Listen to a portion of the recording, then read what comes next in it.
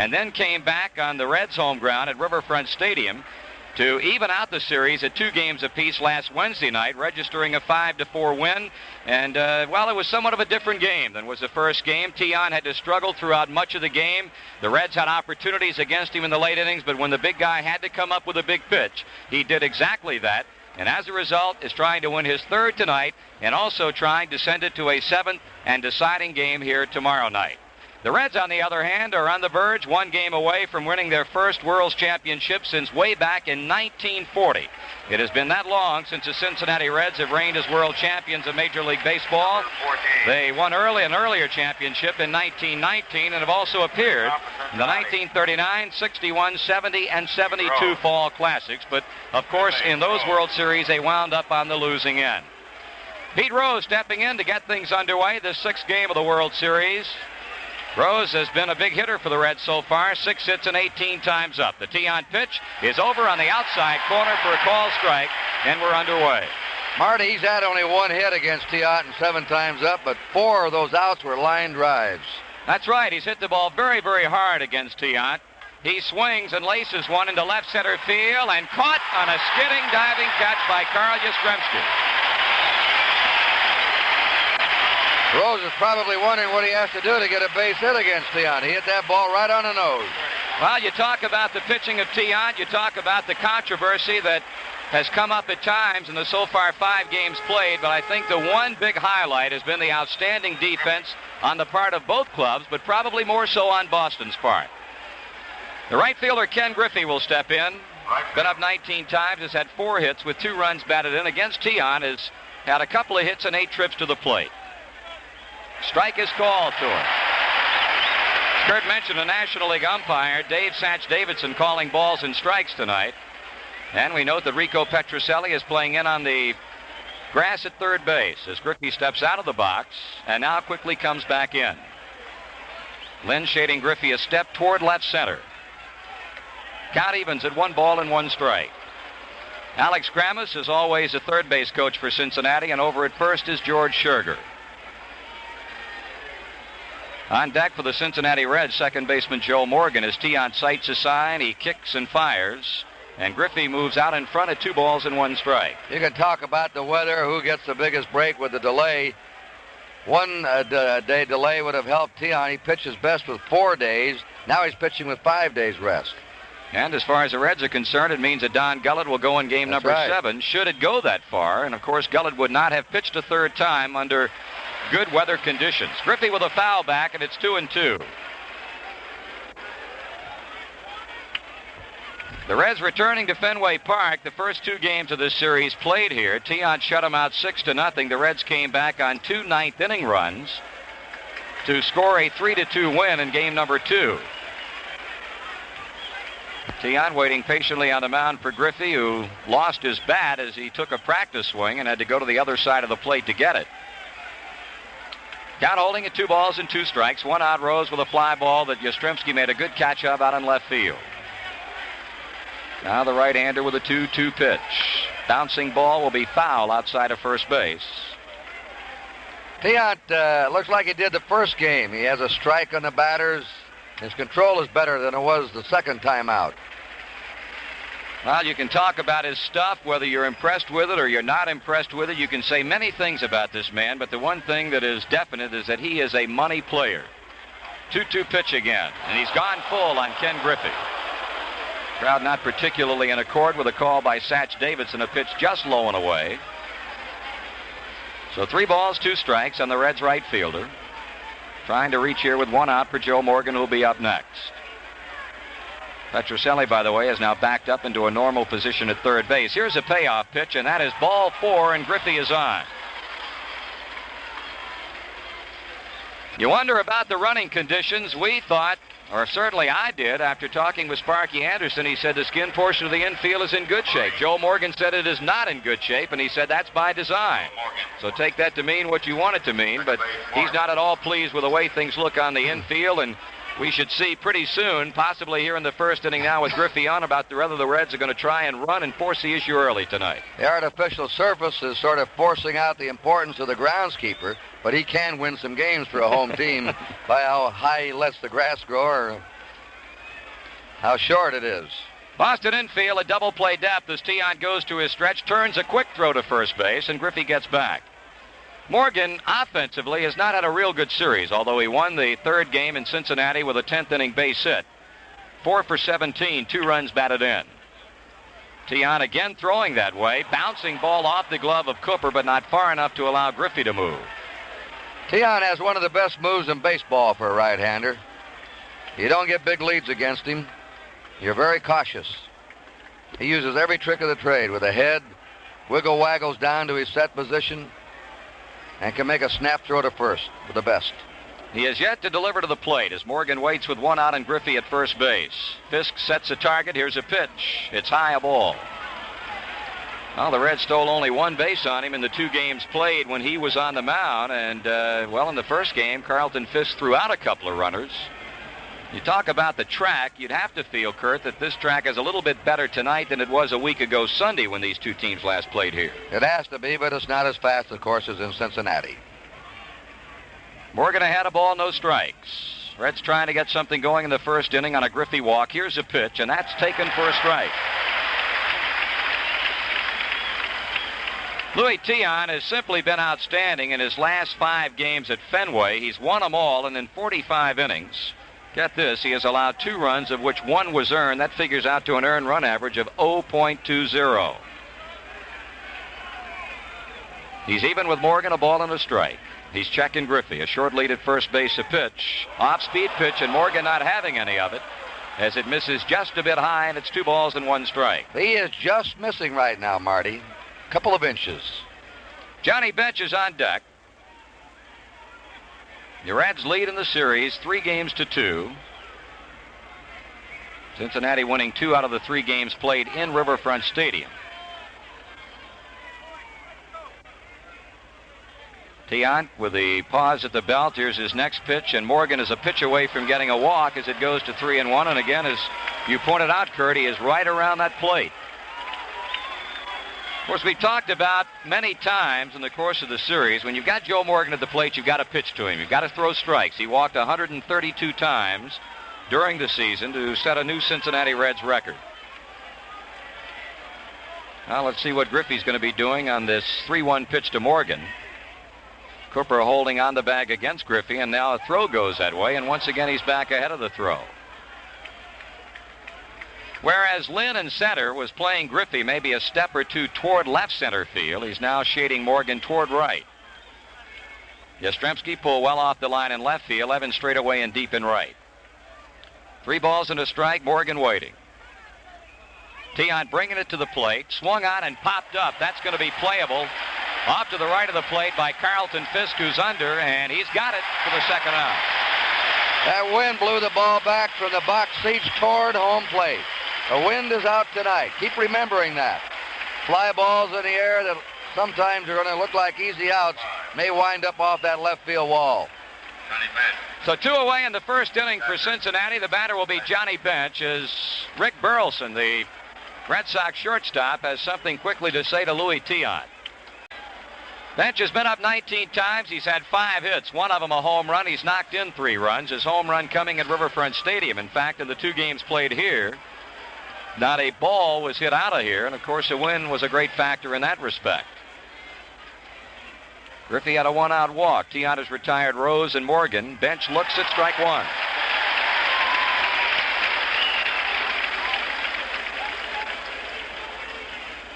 Boy, you talk to many of the writers who have been covering World Series for more years than even they care to remember, and they feel that this is one of the more exciting World Series than they've seen in a long, long time.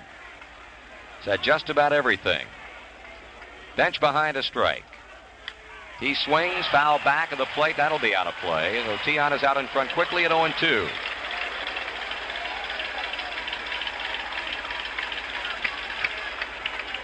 Talk about the possible edge that has been taken off on the part of both ball clubs, and well, the millions and millions of words that have been written in the last 3 days by writers who have really found it rough to come up with something to write about. That's been the big topic of conversation, and well, tonight's game will tell the story in that case.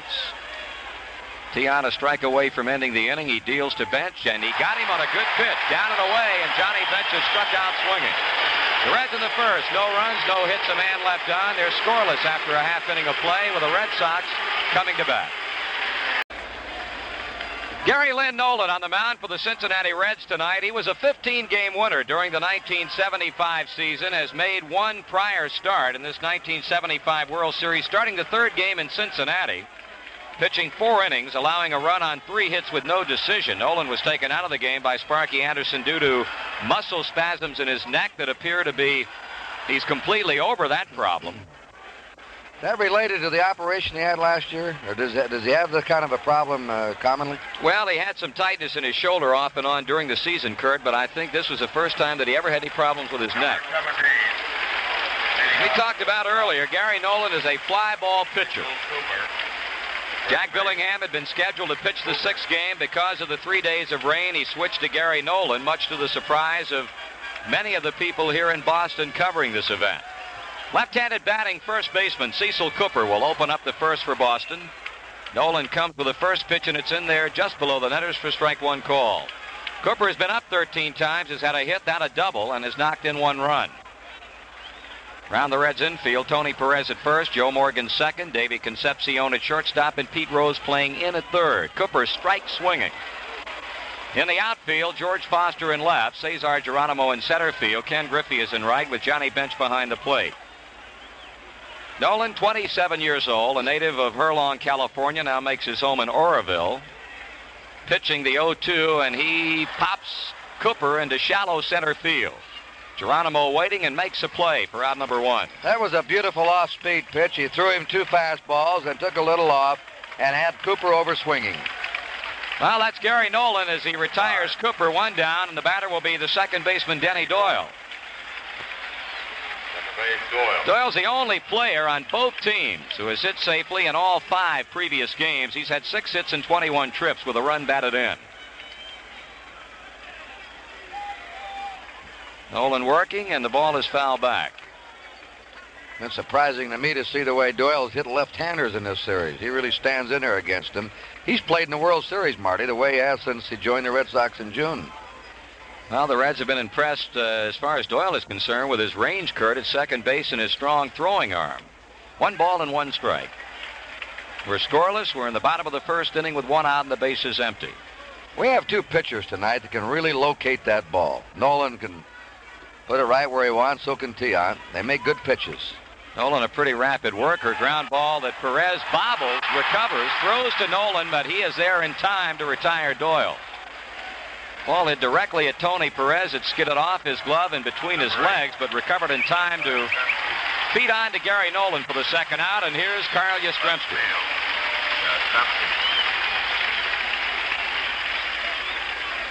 Yastrzemski has played outstanding defense. He has had 5 hits and 18 plate appearances with 3 runs batted in, and the 3rd consecutive left-handed batter that Gary Nolan has had to contend with in the first inning. Whereas they were giving Doyle a lot of real estate in right center, they pretty much play Yastrzemski straight away. Ball 1 is inside.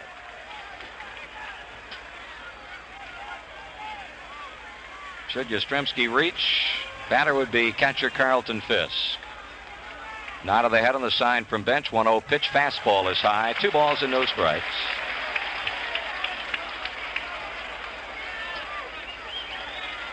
Johnny Pesky, first base coach for the Red Sox. Don Zimmer, Cincinnati resident in the offseason at third. And it's ball 3. We're talking about the 2 control pitchers, Tian and this guy Nolan. Nolan walked only 29 batters during the season, and 5 of those 29 were intentional walks. 3 balls and no strikes on Yastrzemski, and strike is called. Thought Cincinnati might have somebody warming up in the first inning. Sparky said he possibly could, but there's nobody warming up out there. Jack Billingham would be his first man up if he needed a long reliever. Here's a base hit to right field off the 3-1 pitch. Well, it was a pitch up from Nolan to Yaz, and Gary Nolan cannot pitch in that zone, especially in this ballpark. In many of the bigger parks in the National League, he can get away with it, but not here. Carlton Fisk is looking for his 5th World Series hit. Been up 18 times, has had a home run that he cracked at Riverfront Stadium, has knocked in 3. He hasn't hit as well in a series as he did in the playoffs in the month of September. Well, I'll tell you, he put a charge into a Gary Nolan pitch in Cincinnati. That may well have been, well, not may well have been, it has been the longest home run hit so far. Pitches a ball high. 2 down, Yastrzemski at first base. Inning number 1, no score. Morgan shading Fisk toward the second base bag. Here's a 1-0 pitch, ground ball. It'll get through for a hit to left field. Foster quickly up with the ball as Yastrzemski goes to second and holds there, and the Red Sox have come up with back-to-back 2-out hits from Yaz and Fisk. That'll bring on center fielder Freddie Lynn with 2 away. Where's Lynn? Now we'll be checking that Cincinnati bullpen for you, and it looks like somebody's going to get up to begin throwing as Johnny Bench goes out to the mound to have a quick word with Gary Nolan. Freddie Lynn in a news conference a couple of days ago. Jack Billingham, by the way, is a man who gets up to begin throwing for Cincinnati, and he's going to be joined by left-hander Freddie Norman. Lynn says he has not been happy at all with the way he has swung the bat so far. Got a chance here to turn that around with 2 men on. Here's Nolan's pitch. It's a fastball, and it's up high. 5 for 19 for the former University of Southern California All-American. Knocked in a couple of runs, has a chance to do it here with Yastrzemski at second base, Fisk at first, and 2 out. Swung on, a fly ball, hit back into deep right center field. Griffey is back to the bullpen, and it is gone, a home run. Freddie Lynn has hit one out of here to deep right center field with 2 men on base, and the Red Sox have bolted out in front at 3-0.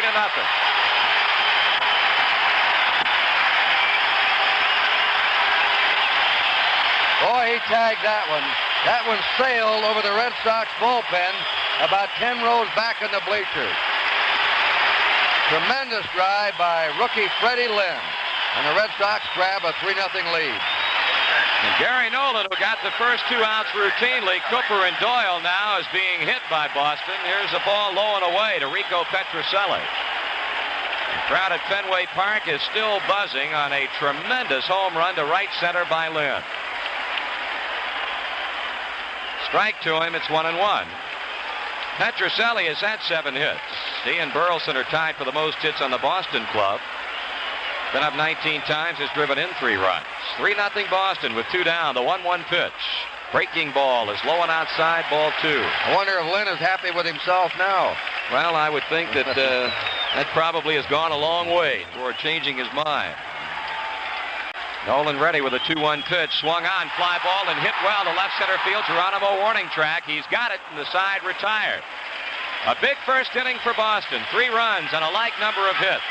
And at the end of 1 complete, the Red Sox 3 and the Reds nothing.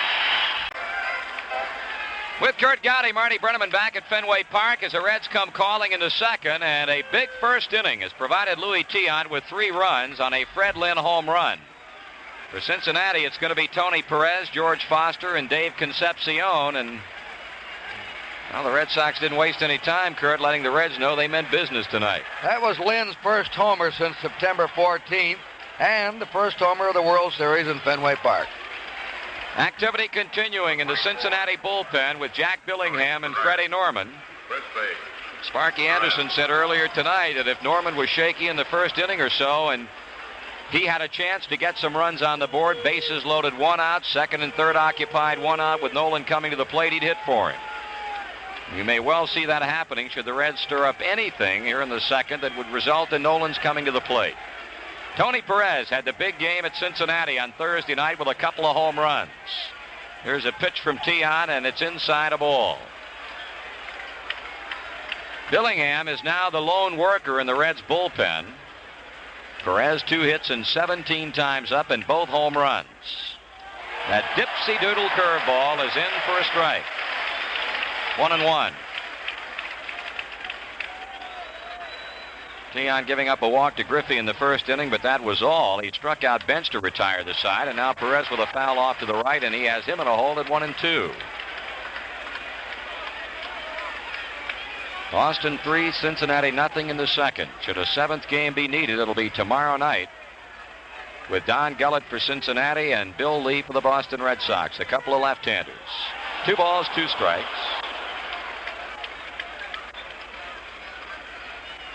Tian calling time now. He wants a new baseball from Satch Davidson. It's an 18-game winner during the season with a 4.02 ERA, but that 4.02 earned run average, you can completely throw that out because, as we mentioned, his last 5 starts here at Fenway have all resulted in victories. Struck him out swinging. Another breaking ball down and away, the same pitch that he struck Johnny Bench out on. You give this guy a head of steam, and he's awfully, awfully tough. Been spotted 3 runs by the offense in the first inning, and that's the 8th time that Tony Perez has struck out in this World Series.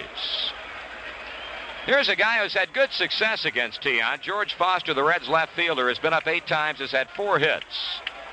Pretty much has been a patient hitter against Louis in that he has gone with a pitch out away from him to right field with good success. Foster with his finest year ever in big league baseball, a .300 batting average, 23 homers and 78 runs batted in. Fastball Tian comes with. It's a ball. Burleson playing very deep at shortstop. Petrocelli perpetual motion at third base, always pawing around in the dirt, moving in, out, left, right. Now Foster in his delay tactics, it has pretty much become a trademark with him, somewhat incurring the wrath of the Boston faithful here at Fenway. 1-0 pitch. Over on the outside edge, a strike. Perez is struck out to begin the second. Foster at the plate, 1-1 Tian against him. Davey Concepcion is on deck. Tian kicks, deals, swing and a miss.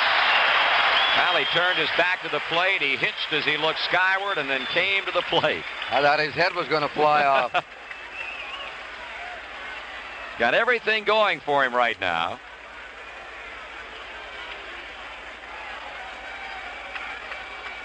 Studies a sign from Carlton Fisk, and now Foster again steps out of the batter's box. Some of the Reds players were talking earlier this season, Curt. They say if this guy had been around maybe 10, 15 years ago and did this against some pitchers, he could look for one in the ribs. That's right.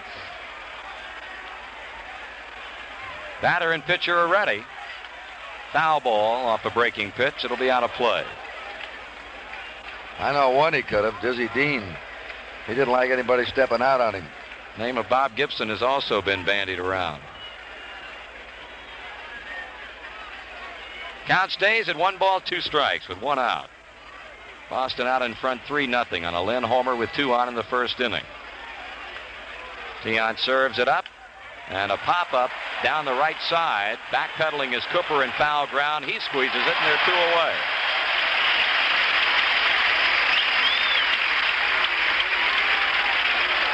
That'll bring up Dave Concepcion. Number 13. Davey has had 3 hits and 18 at-bats, including a home run. And he's knocked in 3 runs. Concepcion. In fact, you look back to game number 3 of this series, and that was a hitter's game as opposed to some of the others that we have seen. The 2 pitching performances by Tian, of course, the overpowering performance by left-hander Don Gullett on Thursday night. 6 home runs hit out in the 3rd game, 3 by each club. Here's a call strike.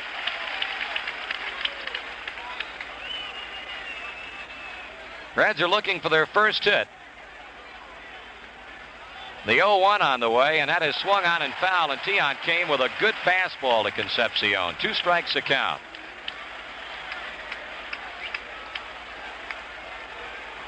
Last couple of days, the Reds working out at Tufts University, right outside of Boston. Red Sox pretty much working out on their own. They've got a batting cage underneath the stands in center field. Well, the crowd here at Fenway starts up the Louie Louie chant. 0-2 pitch to Concepcion. Fly ball center field should present no problem for Lynn. It doesn't, and the side retired in order. In the middle of inning number 2 in the 6th game of the 75 World Series, it's Boston 3 and Cincinnati nothing. We'll return with more World Series coverage after station identification. This is WNWS FM New York, where you'll hear news and information live 24 hours a day at 97 on your FM dial. News FM. Dwight Evans leading off the home second for Boston. Nolan delivers a strike to him. Bottom third of the Red Sox batting order, Evans, Burleson, and Tiant. And whereas Jack Billingham had been throwing alone in the last half inning when the Reds were batting, it's now left-hander Freddie Norman working for Cincinnati. I think that's because the top of the batting order will be up in the third for the Red Sox, and they're all left-handers. 1-1 the count on Evans. Nolan delivers. He swings and fouls at the plate. Evans, called by Sparky Anderson, the most impressive player that he has seen as far as the Red Sox are concerned in the series. And well, they talked to Evans yesterday in a news conference here in a Boston hotel and about the trade rumors that had been circulating prior to the beginning of this season. And with the kind of performance this young man has shown fans all across the country and around the world, you have to feel like he's safe. Ground ball foul at third base. I think a lot of teams would like to have Rice in left, Lynn in center, Evans at right. None of the three over 24 years of age. They're set here, it looks like, for 10 years with an outfield.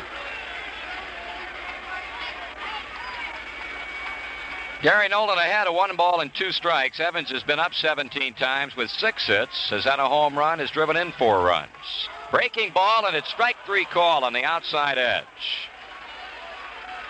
Gary Nolan has his first strikeout. He'll be dealing now with the shortstop, Rick Burleson. Rick Burleson. Shortstop, Burleson.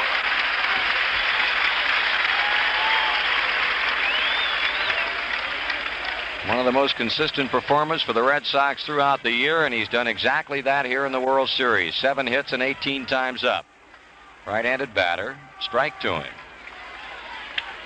Look at his RBI figure, 62 during the season. Pete Rose commented, a guy who can knock in that high number of runs batting in the position that he hit in, normally number 8 or 9 in the Red Sox order, and you have to be impressed. He's a clutch player. He makes big plays when he has to in the field and sticks in big hits at the bat when he has to. And Fouls one down the line, a 2-strike count. Freddie Norman still working in the Reds bullpen. Louis Tiant watching the action from the on-deck circle. Nolan delivers.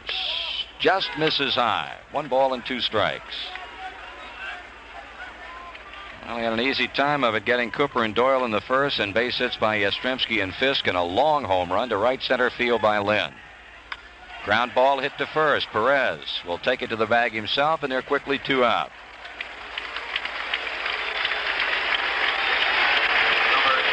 Here's Tiant. You talk about his pitching. He's certainly done a job at the plate. He put on a little show in batting practice. He hit the wall a couple of times. Somebody just ran through the stands with a banner, Louis for president. In each game as a hitter, he's had 1 hit and 3 times up. He's also walked twice. Call strike. They had to show him where the bases were, though, after he got on. He hasn't hit in a couple of years. He was a scream on those bases. Swing and a miss on a curve, strike 2. Well, he was a guy who had the base hit that keyed their 6-run inning here a week ago Saturday in the opening game of the series. Nolan trying to retire the side in order. He's 0-2 against Tiant and just misses on the outside edge of ball.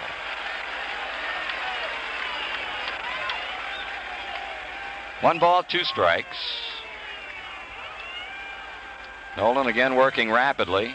And Tiant is called out on strikes, and that's it for the Red Sox in the second. 3 up and 3 down.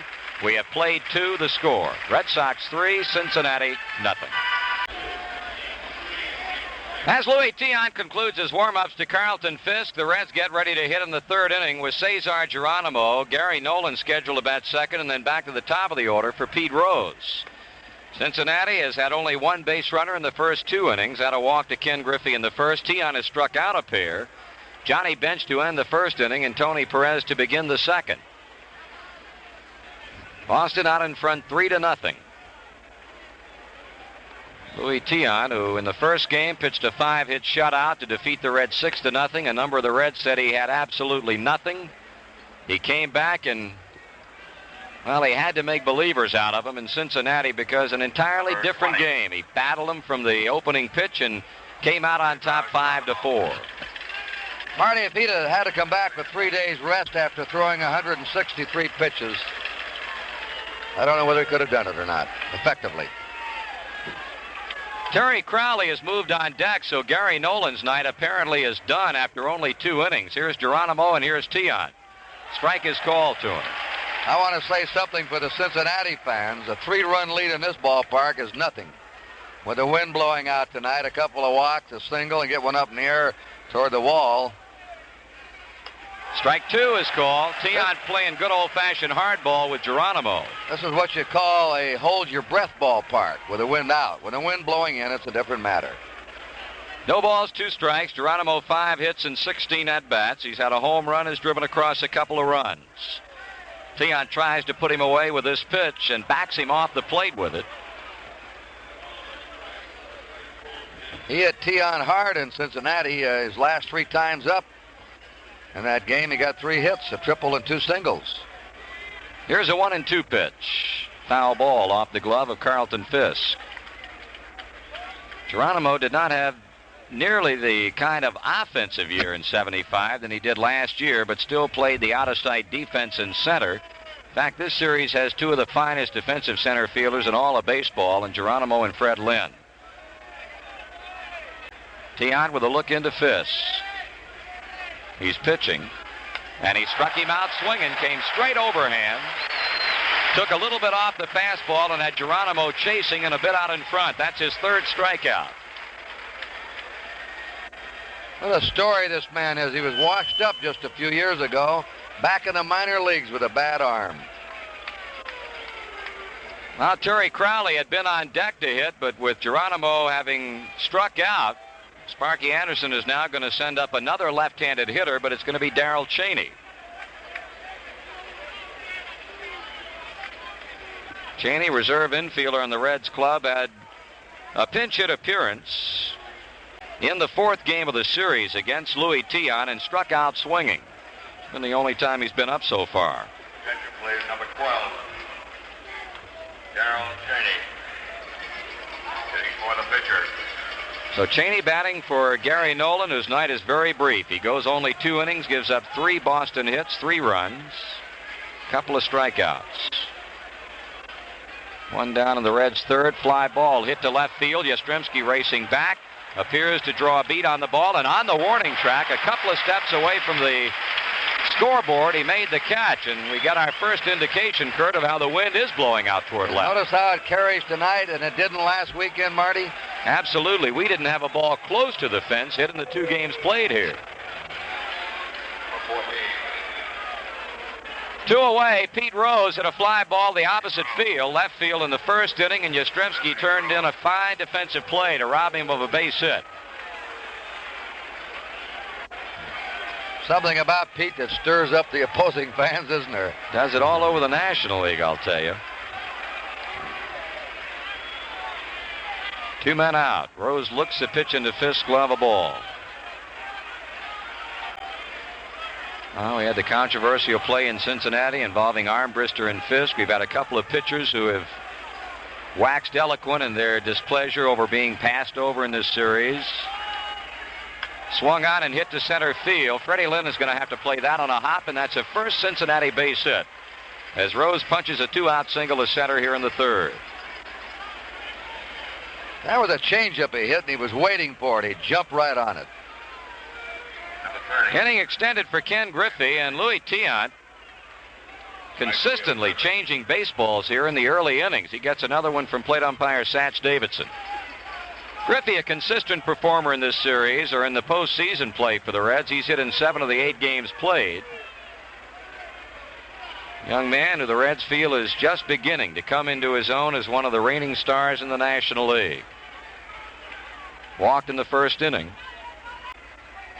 Ground ball hit off the glove of Tiant. It's going to be fielded by the 2nd baseman Doyle, and on to Cooper in time to get the inning ending out. No runs, 1 hit. 1 man is left. After 2.5 innings, Boston over the Reds, 3-0.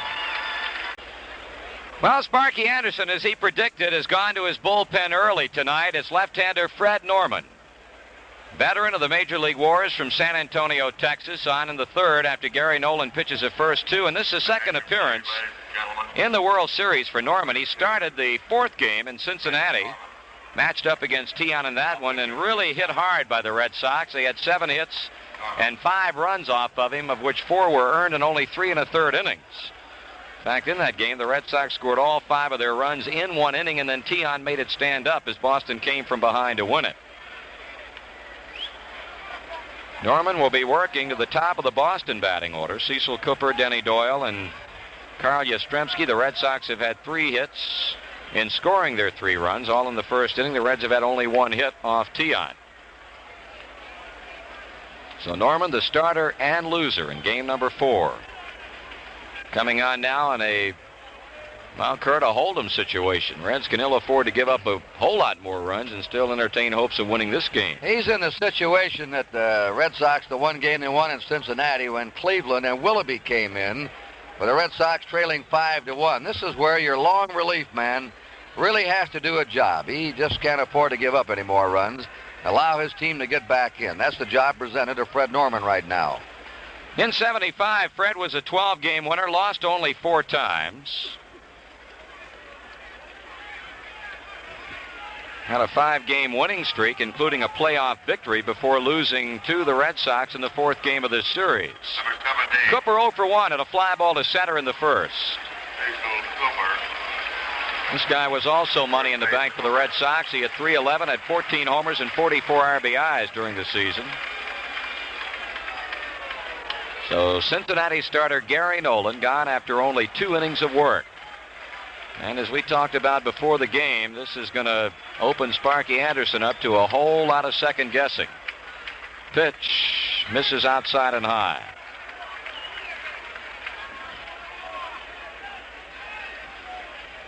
Reds outfield giving Cooper room in right center and also along the right field foul line. Here's a call strike. Norman is a kind of a pitcher that gives Cooper a lot of trouble. Throws a lot of breaking pitches and screwballs.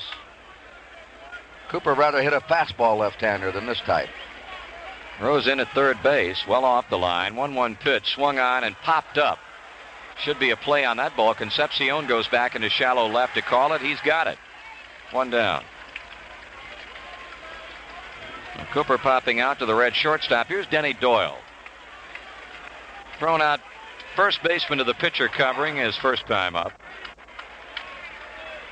Freddie Norman can be an outstanding pitcher. He gets himself into trouble when he starts to nibble at the corners, and as Sparky Anderson says, starts to think too much out there.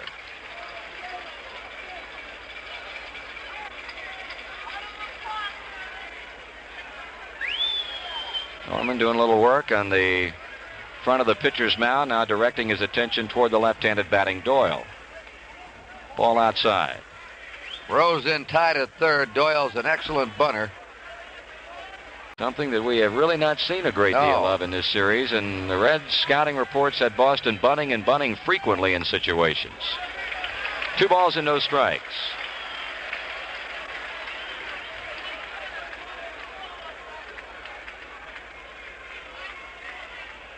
Norman back with a 2-0, and that's over for a call strike. A screwball that got the outside part of the plate. Norman came to Cincinnati a couple of years ago from San Diego.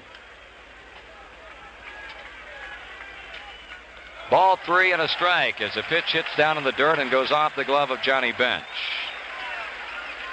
And as we pointed out, Norman has been around. He's played for Kansas City, the Chicago Cubs, the Dodgers, Cardinals, and as mentioned, San Diego.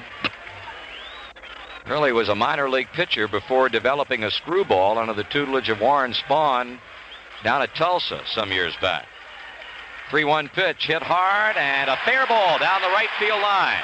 Ken Griffey will now have to run it down as it hits off that wall and bounce back toward right center, and Doyle goes to second with a double. One of the little nuances of Fenway Park is the ball hit fair, then kicked foul, and off the wall that juts out toward the foul line. Kick back toward right center. Griffey overran it, and Doyle would have had a double anyway. Where the wall juts out toward the left field line, the shortstop has to go out and play the ricochet. So hit number 4 for Boston, the first off Fred Norman, and here's Yastrzemski, singled and scored in the first inning.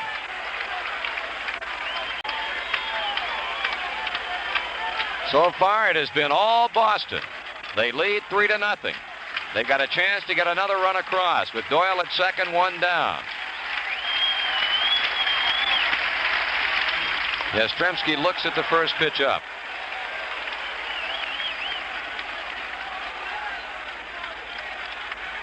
And it would appear that the Reds are again going to get somebody up to work in their bullpen. Sparky Anderson said he would use as many as 7 pitchers if necessary tonight.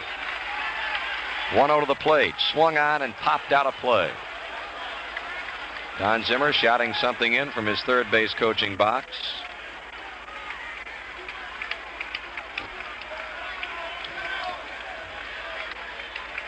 One ball, 1 strike.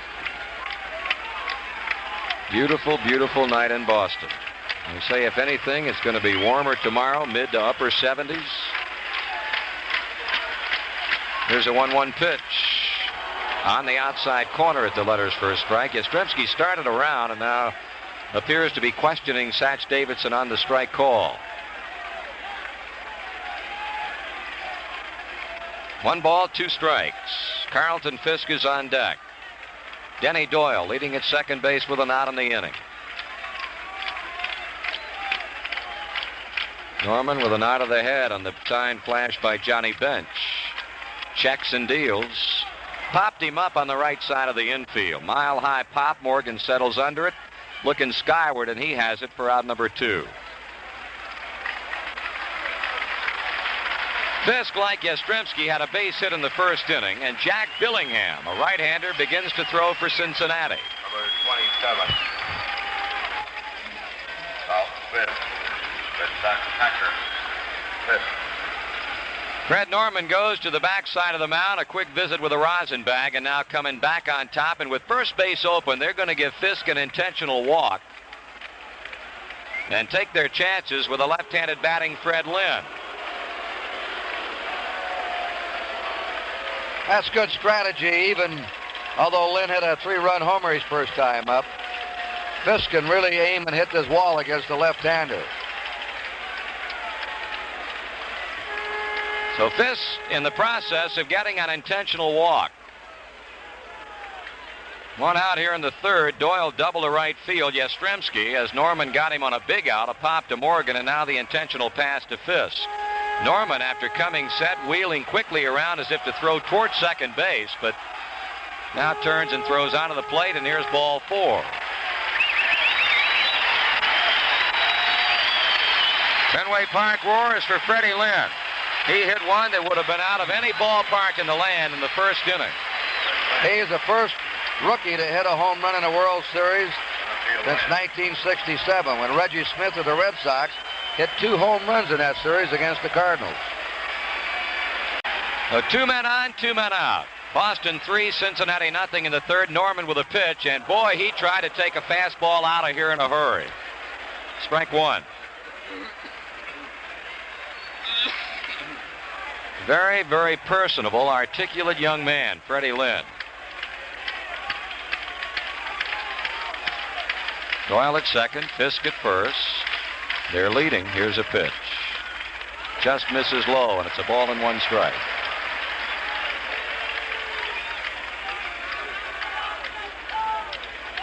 Norman, not the rapid type of worker that Gary Nolan is. He takes all the time in the world out there.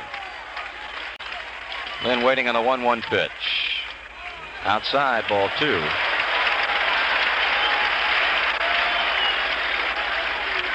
Norman at times his own worst enemy. Then he gets upset with himself at his inability to get pitches over. Griffey extremely deep in right field. Same can be said for Geronimo in center.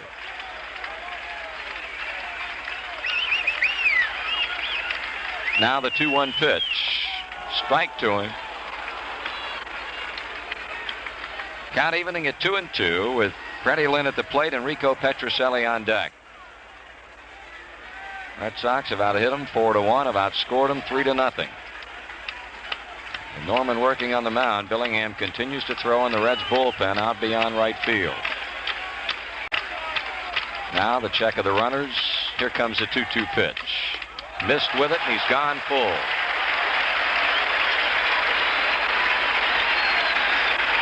So with 2 men out, Denny Doyle will be on the move from second to third. Carlton Fisk will be on the move from first to second. 3 balls, 2 strikes, 2 men out. Norman with a pause at the belt, looking around. Here comes a 3-2 pitch as the runners take off, and he lost him to a walk to fill him up.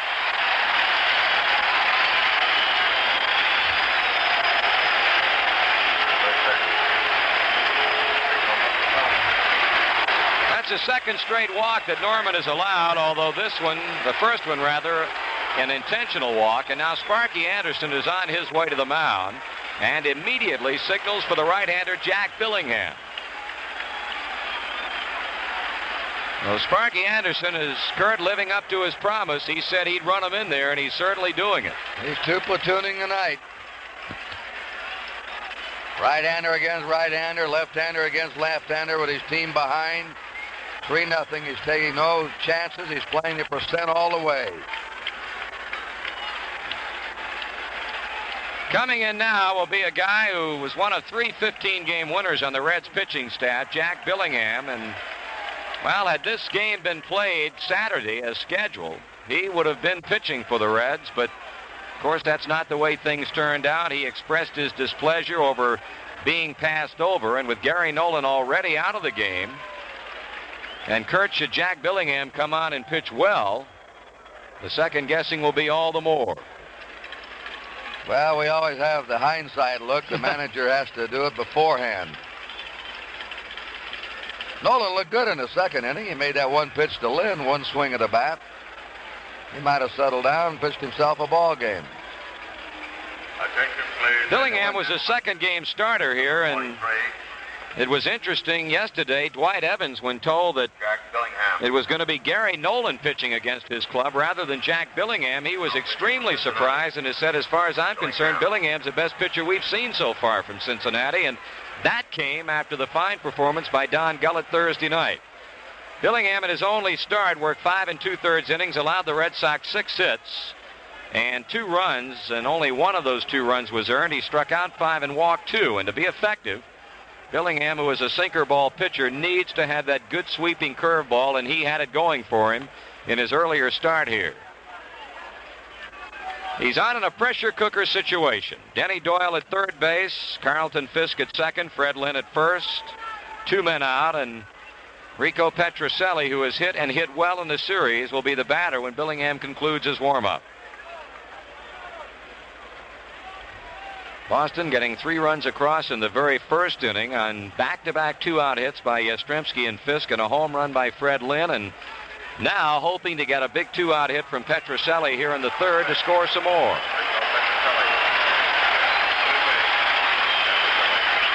Billingham's been good in the World Series against Oakland in '72 and against Boston in this series.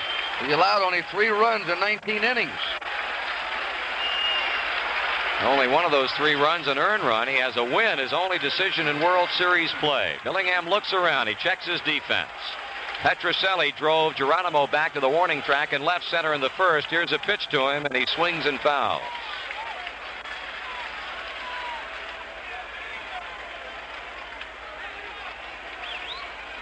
Billingham, a 97-game winner, lifetime. 15-game winner this season, 19 wins in 73 and 74. 1 ball and 1 strike as he tries to pinpoint one on the outside edge.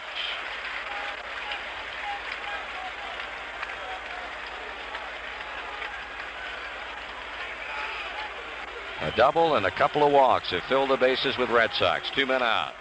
Here's a 1-1 pitch. Swung on and missed, strike 2.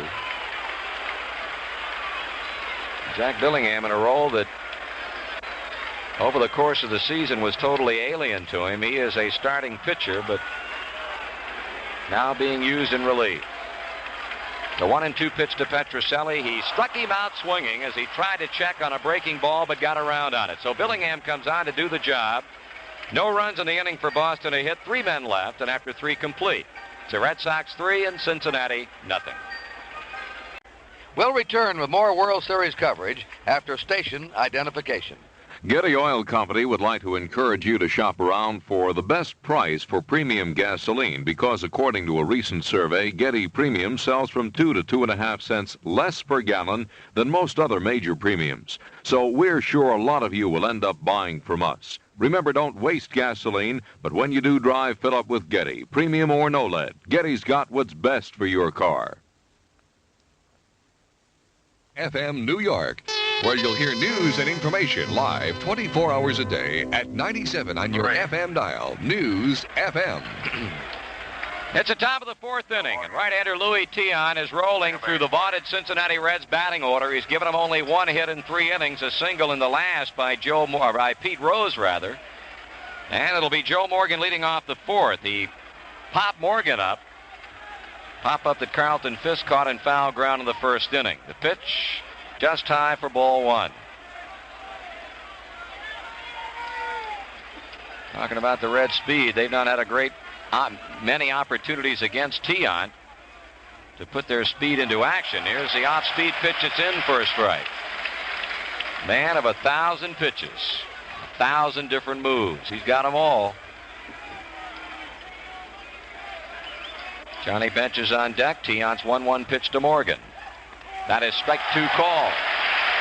I'll tell you, Curt, the Reds batters really don't look to be very aggressive tonight. That almost looked like an overhand screwball. Looked like he cut it up at the top of his delivery. Been ahead of the hitters most of the time. He's ahead of Morgan. Here's a hard ground ball. Off to the right is Doyle, up throwing, 1 out.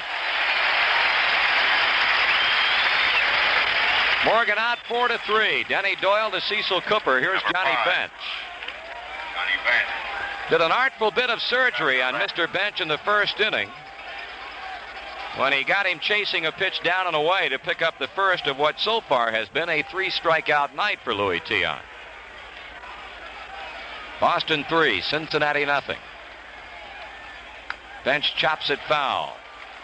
Slides by the on-deck batter, Tony Perez.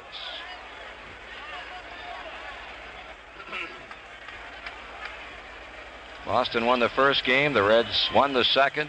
Cincinnati won the 1st game in Cincinnati. Tiant came back to draw even at 2-2, and Gullett beat the Red Sox to give the Reds their current 3-2 lead in the final game last Thursday night in Cincinnati. 1 ball and 1 strike on Bench. Pitch. Strike swinging. He threw it by. Well, against Tiant, you can't go up there and play guess hitter.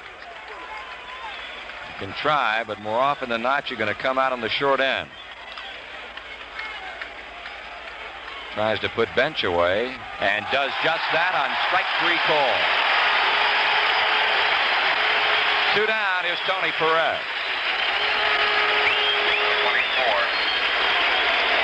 24. He struck Perez out swinging as a leadoff batter in the 2nd.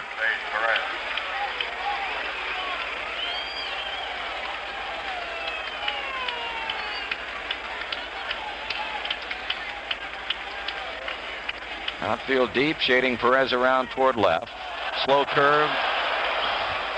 Hangs high and outside. Ball 1.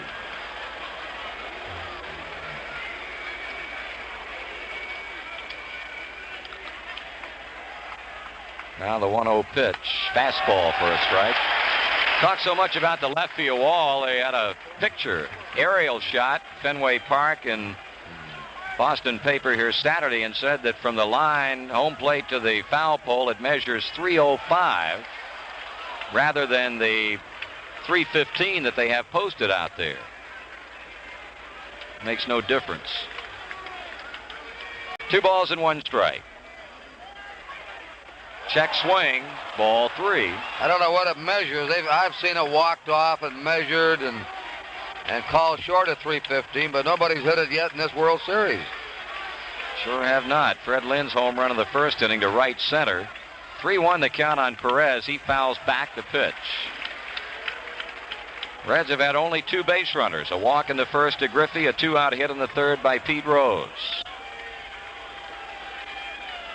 Cincinnati, well, Sparky Anderson has used 3 pitchers. Gary Nolan went 2, Freddie Norman 2/3, and Jack Billingham.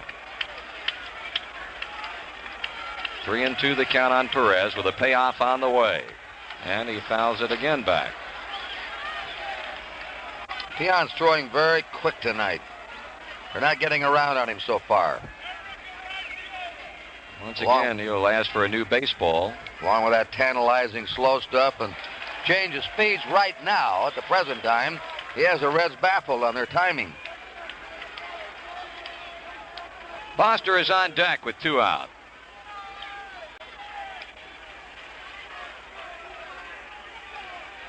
Here's Tian's 3-2 pitch again to Perez. Line smash off the diving glove of second baseman Denny Doyle and on into right field. Perez takes a big turn as Evans momentarily bobbles. So hit number 2 for the Reds, and now it'll be George Foster. He popped out and foul ground to Cooper his first time. George Foster.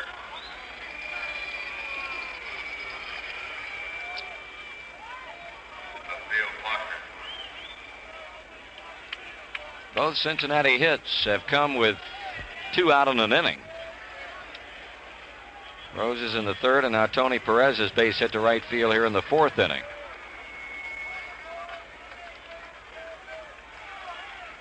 Tian into his stretch. Perez with a very short lead at first base, and the pitch to Foster is fouled straight back.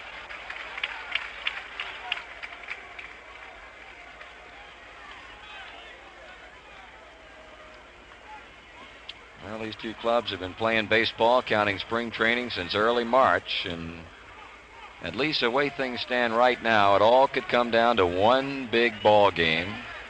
Should the Red Sox win it tonight, game number 7 tomorrow night here. 1 strike on George Foster. Check swing ground ball hit in the hole to Burleson. He throws on to second and threw it away. Tony Perez gets up. He's going to come on to third base as the ball went off the glove of Denny Doyle, and it really looked like Burleson had plenty of time to get the force, but he threw wildly, and that's going to be an error charge to Burleson at shortstop, with Perez coming to third and giving Dave Concepcion a chance to get Cincinnati on the board. That's right. A chance like that could open the gates for the Reds. That was a check swing, a half swing by Foster, too. He didn't want to go through with it. So scored a fielder's choice on Foster's part, scored a throwing error on Burleson, and put Perez at third base.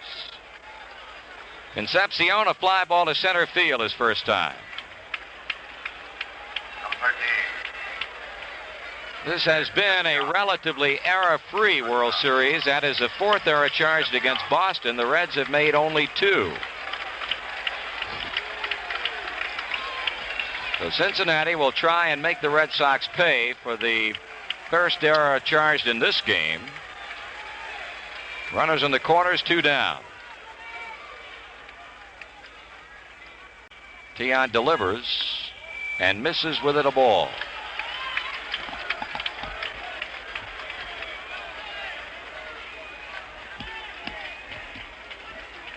Petrocelli had been up a couple of steps at third. He's now backed up. 1-0 pitch. That's outside, ball 2. 2 balls and no strikes.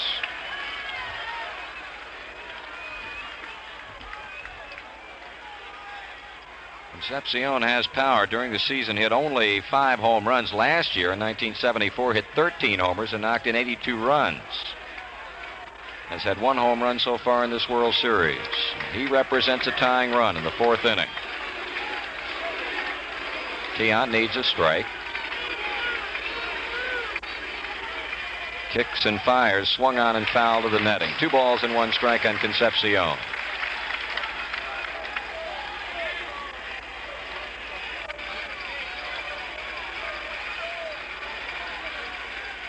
Should Concepcion reach with 2 down, the batter would be Cesar Geronimo.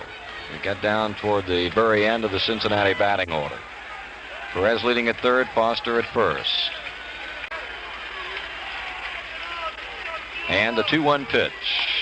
That is a dandy. Fastball on the inside corner just below the belt. Strike 2 call. Concepcion calling time. He wants a pine tar rag from the on-deck circle. It's an interesting point here, Curt. I think in the first game, this same type of situation occurred where a Reds batter in the middle of a count called time, and Fisk said, "Can you do that in the National League? Yeah. You can't do it over here." Quick meeting of the umpires, and they agreed to let both clubs do it. So Tiant battling. 2 balls and 2 strikes. Concepcion right out over the plate. Right-handed batter. Break-even pitch to the plate. Swung on, and he popped him up. It'll be Cooper's ball to play. Foul territory, and the side retired. No runs, 1 hit, 1 error with 2 stranded. After 3.5 innings of play, it remains the Red Sox 3 and Cincinnati nothing. Right-hander Jack Billingham getting ready to begin his first inning of work, and that he came on in relief of Fred Norman in the 3rd inning with the bases loaded and 2 down to strike out Rico Petrocelli. It'll be the bottom third of the Red Sox batting order. Dwight Evans, Rick Burleson, and Louis Tiant. As Tiant is able to get through the first Cincinnati Reds threat posed against him tonight. Popping out Concepcion to leave Reds runners at 1st and 3rd, and now the Red Sox coming to bat in their half of the 4th inning and leading 3-0. Evans called out on strikes in the 2nd, facing Gary Nolan at that time. His first look tonight at Jack Billingham. Right-hander works, and Evans takes ball 1 low. Evans now 6 for 18 with a home run and 4 runs batted in. 1-0 pitch. Swung on. He came up and in on him with a fastball. Fouled away.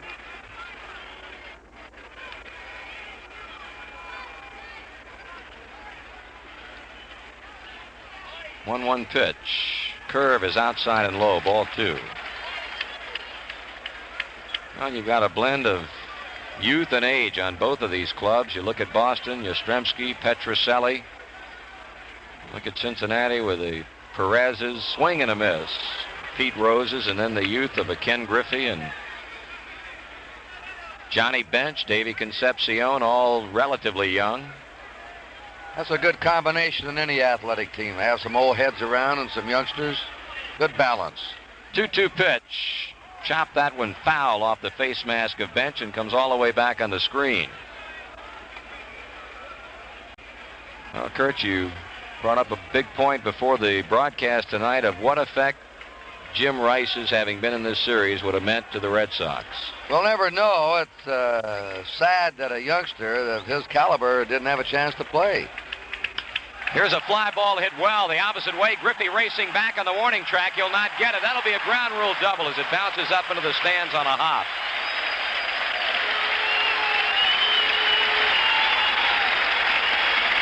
Dwight Evans hitting one a long way to the opposite field. Griffey pulled well off the line, had no chance whatsoever to make a catch on the ball as he rapidly ran out of room, and the ball hit on the warning track and up into the seats.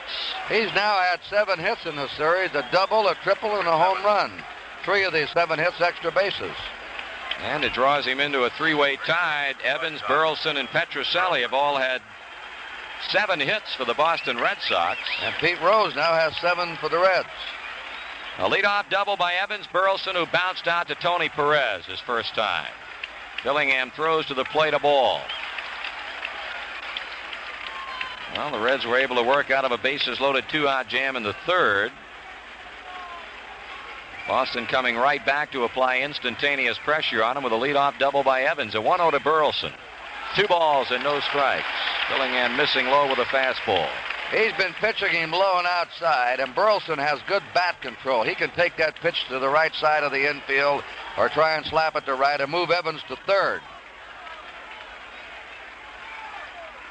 Concepcion playing games with Evans out at second base, and it's ball 3. Well, if you get Burleson on, you can look Tiant to come up in a sacrificing situation. 3 balls and no strikes on Rick Burleson. That old Louie, he'll be trying to hit the wall. Well, the way things have gone for him in this series, you couldn't doubt the possibility of him pulling it off if he tried. There's ball 4.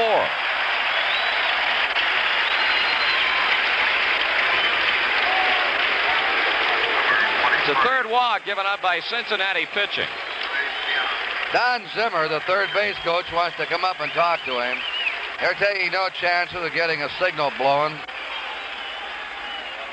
Tiant, of course, in the American League, with a designated hitter, the pitchers don't get to hit, they don't get to bunt.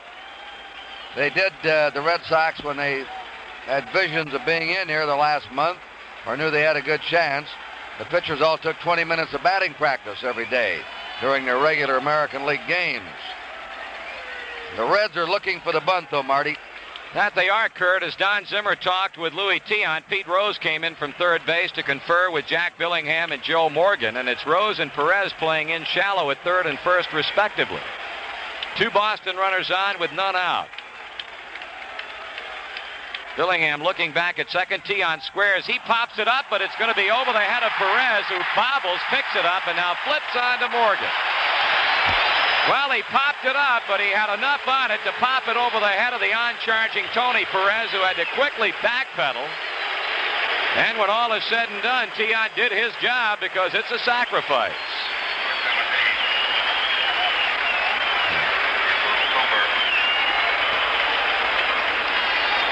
Right-hander Clay Carroll throwing for Cincinnati in their bullpen, as the Red Sox now have him at second and third with 1 down, and Cooper at the plate, and he is going to be batting against a drawn-in Cincinnati infield.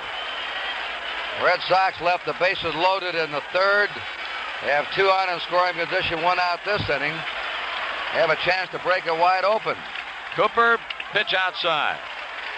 They lead 3-0. If they don't, the Reds will have a great chance in this game. Boston getting a 3-run homer, in case you've just joined us, by Lynn in the first inning. 1-0 to Cooper. That's low, and Billingham is having problems finding the strike zone. He gave up an opposite field double to the leadoff batter in the inning, Evans. He walked Burleson. Tiant has sacrificed. And Cooper, who has gone 0 for 2, waits a 2-0 pitch. Here it is, and it's swung on and missed. Cooper took his head off that pitch. He swung. He didn't even see the pitch. He jerked his head over toward the Red Sox dugout. That's probably why he's not hitting in this series. And he was red hot the last couple of months of the year. Now the 2-1 delivery. Swung on, slow bouncing ball coming to Perez. He looks to third to see what Evans is doing, and now races on to tap the bag and retire Cooper. So Jack Billingham has just gotten a very, very big out. Let's see what he does with Denny Doyle. Doyle has bounced out. He's double to right field. Second base, Doyle. 3 pitchers: Gary Nolan, Freddie Norman, Jack Billingham, and another throwing in Clay Carroll. The fires have been kept burning in the Cincinnati bullpen tonight. You got a blaze out there. So 2 out with 2 in scoring position. Doyle the hitter. Billingham pitches low, ball 1.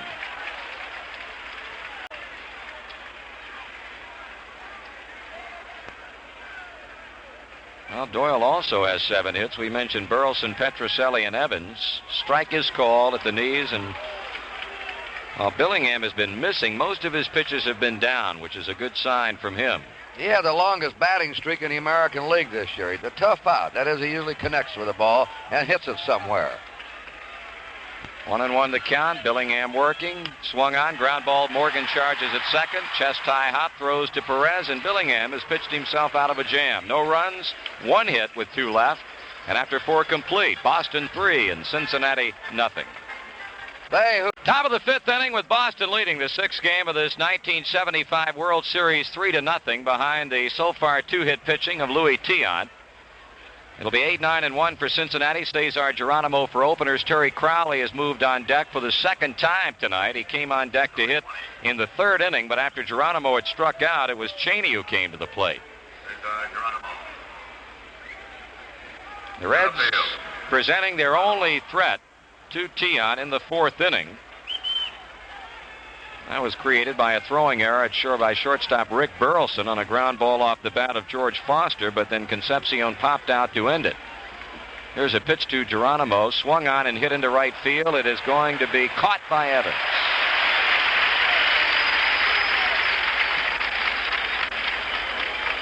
Well, Crowley again is going to be called back. And this time it's going to be right-handed batting Ed Armbruster to hit for pitcher Jack Billingham.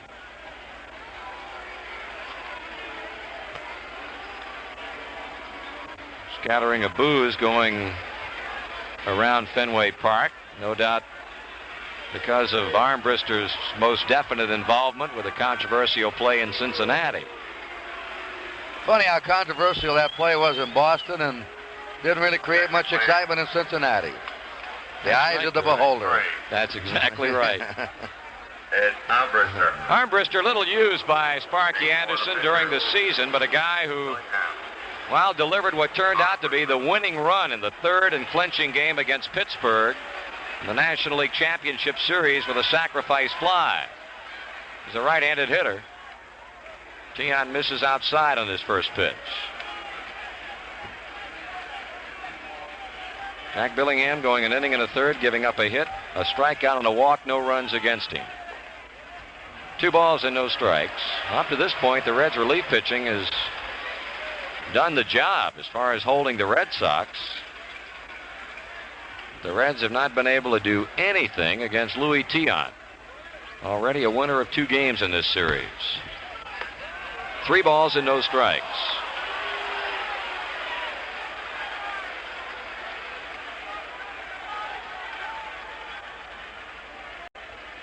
Armbruster looking for a walk. There's a call strike. I would imagine you're probably going to be seeing him taken here too. 3 balls and 1 strike.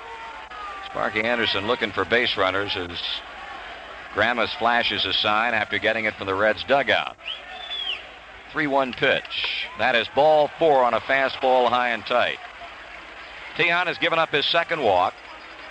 Here's Pete Rose, who's had 50% of the Cincinnati hits with a third inning single to center field. 14.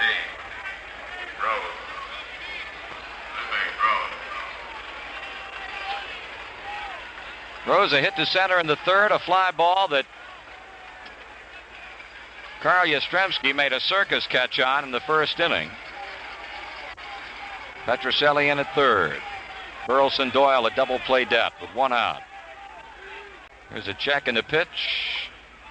Bunt attempt by Rose, and he pops it foul off the third baseline back into the seats. He was challenging Petrocelli that time, trying to lay down a surprise bunt. That wind now has freshened up even more toward that left field wall. Certainly has, Curt. 3-run lead is nothing in this ballpark the way the wind is tonight.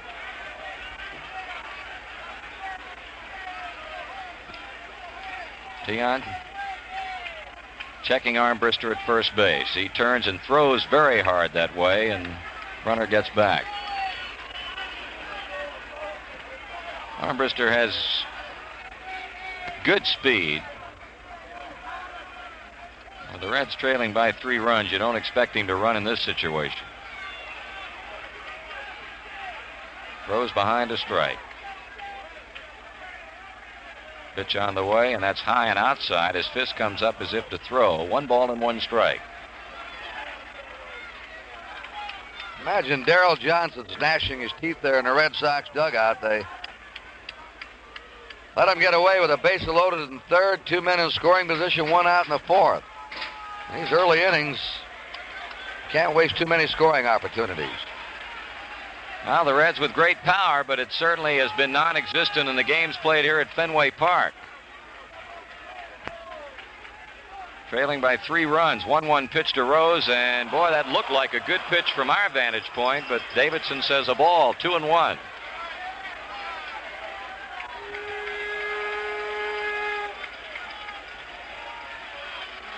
Rose out of the batter's box, and you can pretty much find him talking with somebody the entire night, right now directing his comments at Carlton Fisk.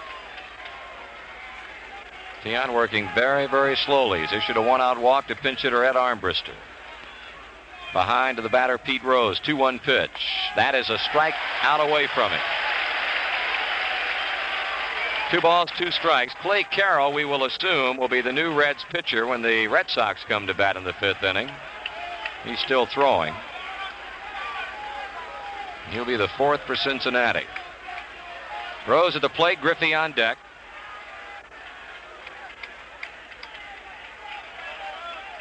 Tian cranking it up again with that herky-jerky motion and sends a 2-2 pitch plateward. Swung on and fouled out of play.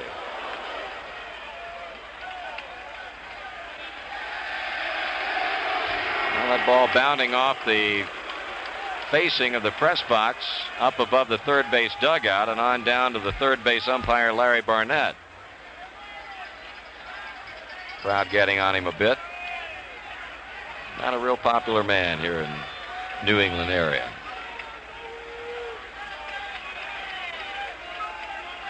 Tian's 2-2 with Pete Rose. He pitches. And he's full on him as he misses up high with a fastball. Quick throw to first, but Armbruster is back. Well, Sparky Anderson said before the game, he said, we can afford to do more things tonight than can Boston, but that's not been the case with the way Tian has pitched. The Reds have simply not had the opportunities to try and do anything of a gambling nature.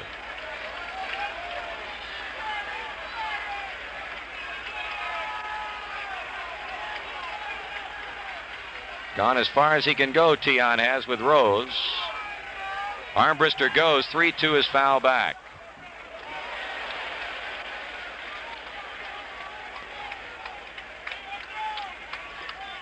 So the runner heads on back to first base, and Tian will again be throwing 3-2 to the plate.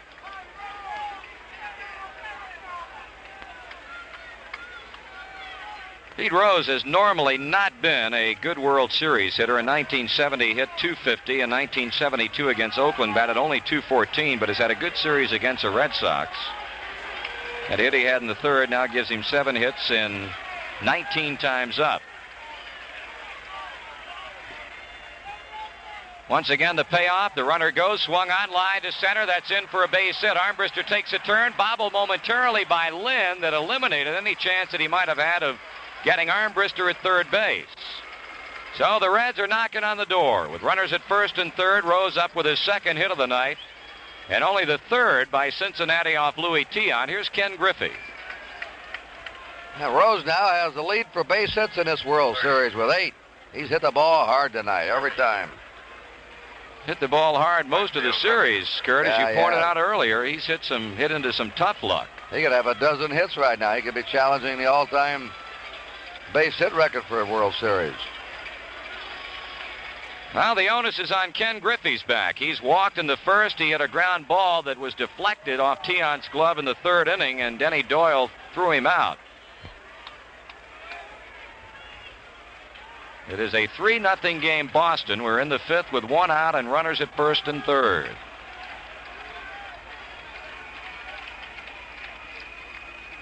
Tian throws, and Griffey swings and hits a very high pop that will be out of play off to the left.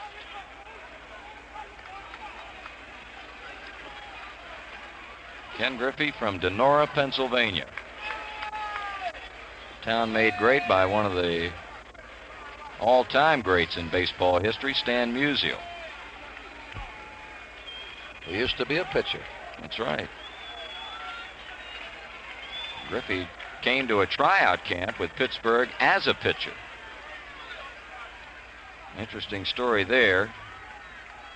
Here's Tian's 0-1. That's outside. Curt went to a Pirate tryout camp in Connellsville, Pennsylvania as a pitcher. Gave up 3 home runs to a guy by the name of Jim Braxton. Playing now with the Buffalo Bills. Same one. Griffey decided that pitching was not his bag after that day. I'll tell you, football's Braxton's bag. 1 ball, 1 strike. Armbruster third, Rose first. Griffey starts to go and holds up, ball 2, 2-1. This inning is turning to be a bit of a struggle for Louis Tian.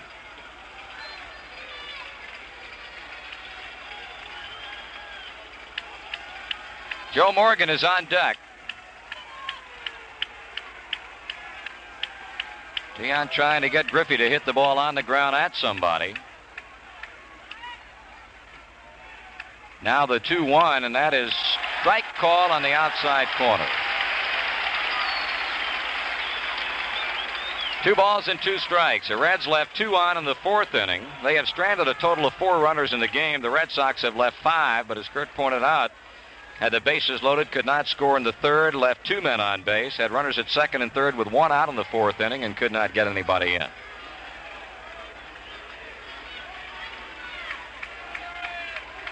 With Cooper holding at first base, a big gap on the right side of the Boston infield. Here's a 2-2 pitch, swung on, a fly ball hammered to left center field, well hit. Lynn racing back. That ball is going to be off the fence, kicking back toward right center field. Armbruster scores. Here comes Rose to the plate. Griffey goes to 3rd with a 2-run triple. And Lynn is crumpled where he hit the wall out there. He jumped up and he is crumpled to the ground at the 379 mark at left center. He tried to go up off the wall, and he was running hard when he hit the wall. And he's down. And Griffey slashed that ball to left center off the wall. This is, to my way of thinking, more of a left-handed hitting ballpark than a right-handing. Ken Griffey just showed you why. He took an outside pitch and slammed it to the left center field wall and got himself an extra base hit. The Reds are right back in this ball game now. The Red Sox had their chances to blow it wide open, haven't done so. Now the Reds have bounced back with 2 runs in the 5th inning. And they have Griffey on 3rd, only 1 down, the tying run. But the concern is of the magnificent Red Sox rookie center fielder, Fred Lynn. He has not arisen. He's still on the ground. The trainer is out there, Charlie Moss. The manager, Darrell Johnson, Carl Yastrzemski. Curt, it would appear that maybe just he had the wind knocked out of him because they're not looking at any part of his body. You thought possibly there might have been a leg injury when he hit up against a wall, but now he is up in a standing position, and this place was deathly quiet for a moment because he really banged into that wall, making an all-out shot at making a catch. He's up now. He's bending over. That ball was really taking off. He tried to grab this one over his shoulder, saw he could have reached up with his glove, tried to make a jumping leap, and hit the back of his wall on his head against the wall and then crumpled to the ground on the warning track. And I imagine he's fairly well shaken up. He's wobbling out of that corner now and coming back in the grass and being given a hand by the fans here at Fenway Park. He's talking to the trainer, Charlie Moss. Lynn's nodding his head. I'm okay. Now he looks up at the sky, trying to shake some cobwebs out. And he rubs the back. Now he wriggles it around to see if he... I think he hit the lower part of his back against the wall, too. Might have bruised it. Well, while they still attend to him, he's kicking his legs and doing some knee bends. He seems to be all right, nothing broken or injured. NBC's radio coverage of the World Series will continue after station identification. Easy day, settle back, pop the cap, bring on the great unexpected beer. Michelob, it's an unexpected pleasure, and it's been that way ever since Anheuser-Busch rolled out the first Michelob barrel in 1896. Bring on the great taste of Michelob. Anheuser-Busch, St. Louis, Missouri. This is WNWS FM New York, where you'll hear news and information live 24 hours a day at 97 on your FM dial. News FM. Well, Freddie Lynn is all right. Ken Griffey has delivered a big 2-run triple for Cincinnati to left center field. He is a tying run as Joe Morgan steps in against Tiant. The pitch to him is a fastball high, ball 1. Tiant has struggled here in this 5th inning. He walked pinch hitter Armbruster with 1 out, gave up a single to Rose and a booming triple to the 379 marker in left center by Griffey. Now the infield runs in as Tiant delivers plateward, and he's behind at ball 2. For the first time tonight, we have some activity underway in the Boston bullpen. Check it out for you in just a moment. Morgan ahead, 2 balls and no strikes. He swings and pops it up on the left side. It's Petrocelli calling for it and makes a catch, and they're 2 down. He got Morgan on an off-speed pitch, And that's the third straight time that he has retired Joe Morgan, who goes back to the Reds dugout shaking his head. Joe has not been able to get one out of the infield. Catcher bench. Johnny Bench has been up twice. He has struck out twice. Tiant punched him out swinging in the first and got him looking in the fourth. Jim Burton and Jim Willoughby. Burton a left-hander, Willoughby a right-hander, loosening up in the Boston bullpen. Infield now back at normal depth. Bench swings, hits a fly ball to deep left field. Yastrzemski back, looking up. It is off the fence. The tying run is in, and Bench will be held to a single off that green monster in left field as the Reds have tied it up at 3-all.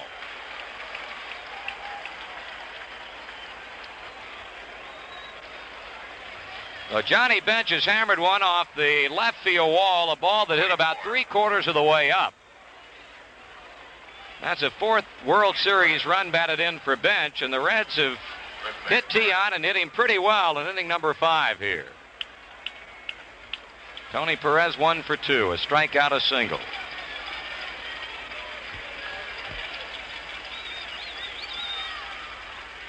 Pitch. Swung on and fouled off to the right and out of play. Well, that ball that Bench just hit's the first time that anybody has hit the left field wall in this World Series. Except Griffey. Okay. Griffey sliced out there. That was a pretty good shot off the wall.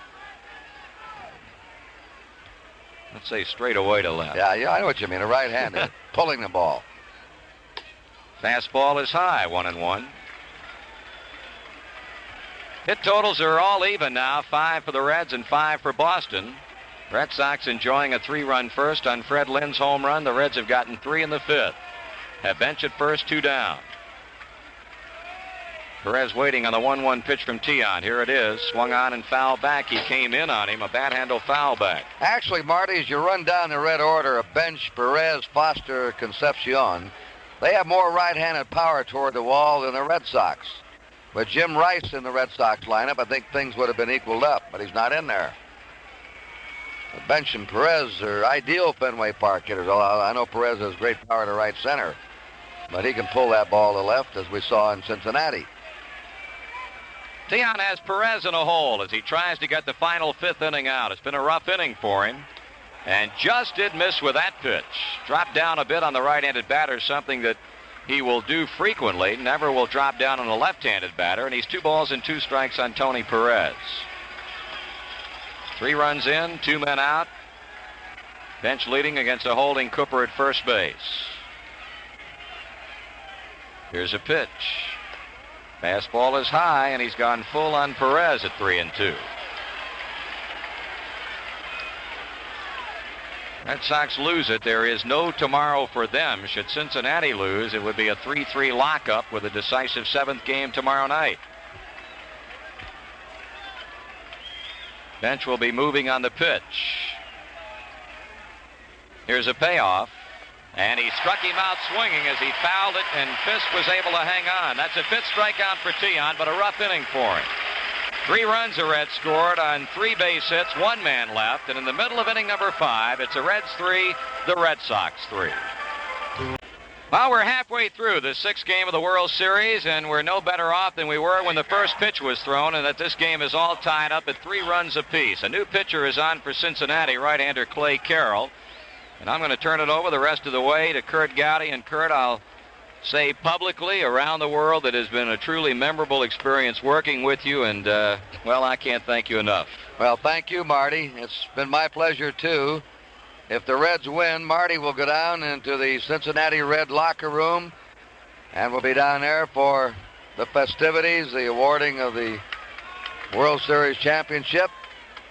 If not, he'll be back here for Game 7 tomorrow night, along NBC's radio network and the armed forces around the world. Clay Carroll's 4th appearance of this series and his 13th lifetime World Series appearance.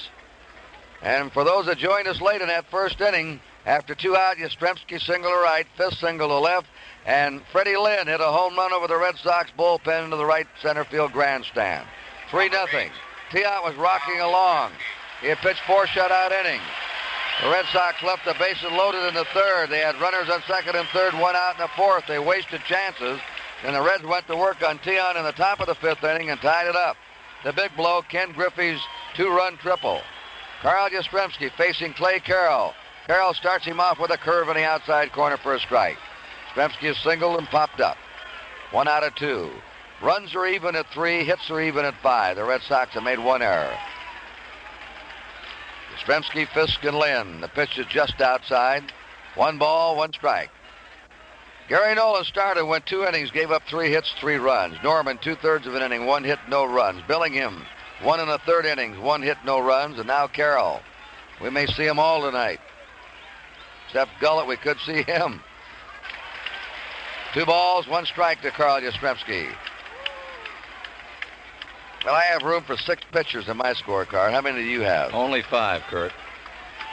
We're going to be a little bit short.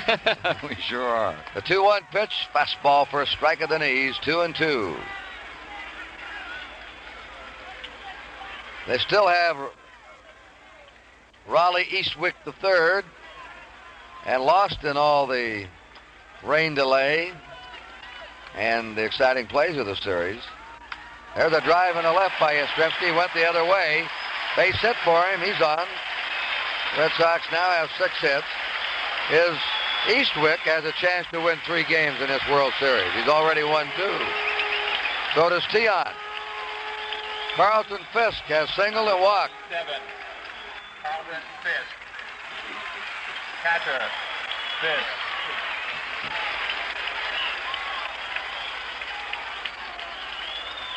Yastrzemski at first, nobody out. His right-handed batter, Carlton Fisk, steps in. They're deep and over to left for him.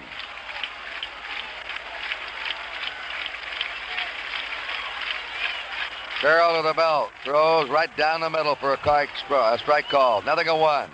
A left-handed batter, Fred Lynn's on deck. And evidently all right after his collision with the center field wall. He's down there swinging with his on-deck pitches. This will be an 0-1 pitch.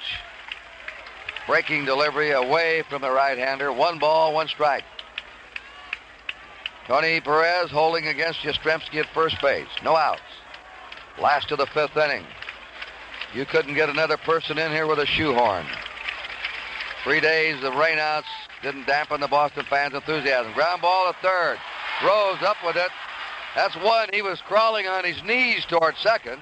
Looked like a double play ball, but he lost his footing and caught his spikes in the turf and then was crawling over toward second base as he made the throw to second for a force play.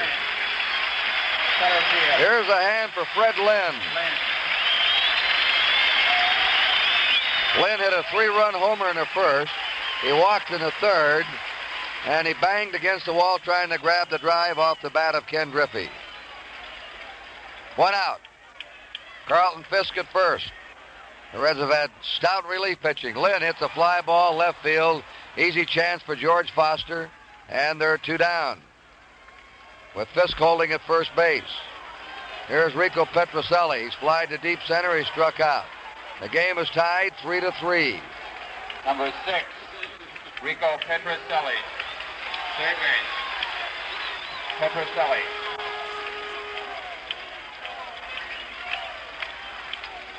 After those 3 runs, that 3-run homer by the Red Sox, they have not been able to score. Norman, Billingham, and Carroll have done their job. Fisk with his lead at first, 2 down. Perez holding against him. Petrocelli checks a swing, sends a little easy grounder to short. The peg by Concepcion to Morgan for the force out on Fisk, and the side is out. At the end of 5 innings at Fenway Park, the game is tied 3-3. Well, we move on to the top of the 6th inning, and Louis Tian hoping for better things in inning number 6 than that which he experienced in the 5th. The Reds sent 7 batters to the plate, scoring 3 times on a 2-run triple by Ken Griffey, and following a pop-out of Joe Morgan, a Johnny Bench single off the left field wall that scored the tying run. Up until that point, Tian had been rolling along, having given the Reds only 2 hits through the first 4 innings. The Reds have tied it up, and now they'll come here in the 6th inning with the likes of George Foster, Davy Concepcion, and center fielder Cesar Geronimo. Left field, Foster.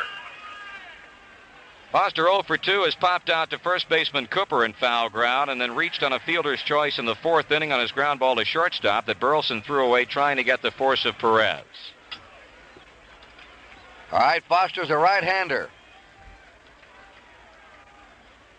Tiant shut him out for 4 innings, then gave up 3 runs in the 5th.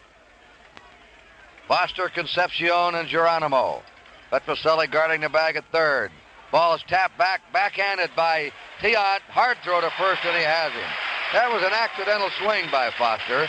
He was trying to get out of the way of a high inside pitch. Tapped it to Tiant, who had to go to his right, reach across the body, and then made a hard throw to first to get Foster. 1 down in the 6th inning. Game 6 here on a very lovely night. Not exactly a July night, but a lovely October night. And the Red Sox are tied at 3-all. If the Reds win tonight, the World Series is over. The Red Sox win will go down to Game 7 tomorrow night. Same time, 8:15 Eastern Standard Time on NBC. Concepcion took the first pitch high for a ball. He's fly to center and he's fouled out.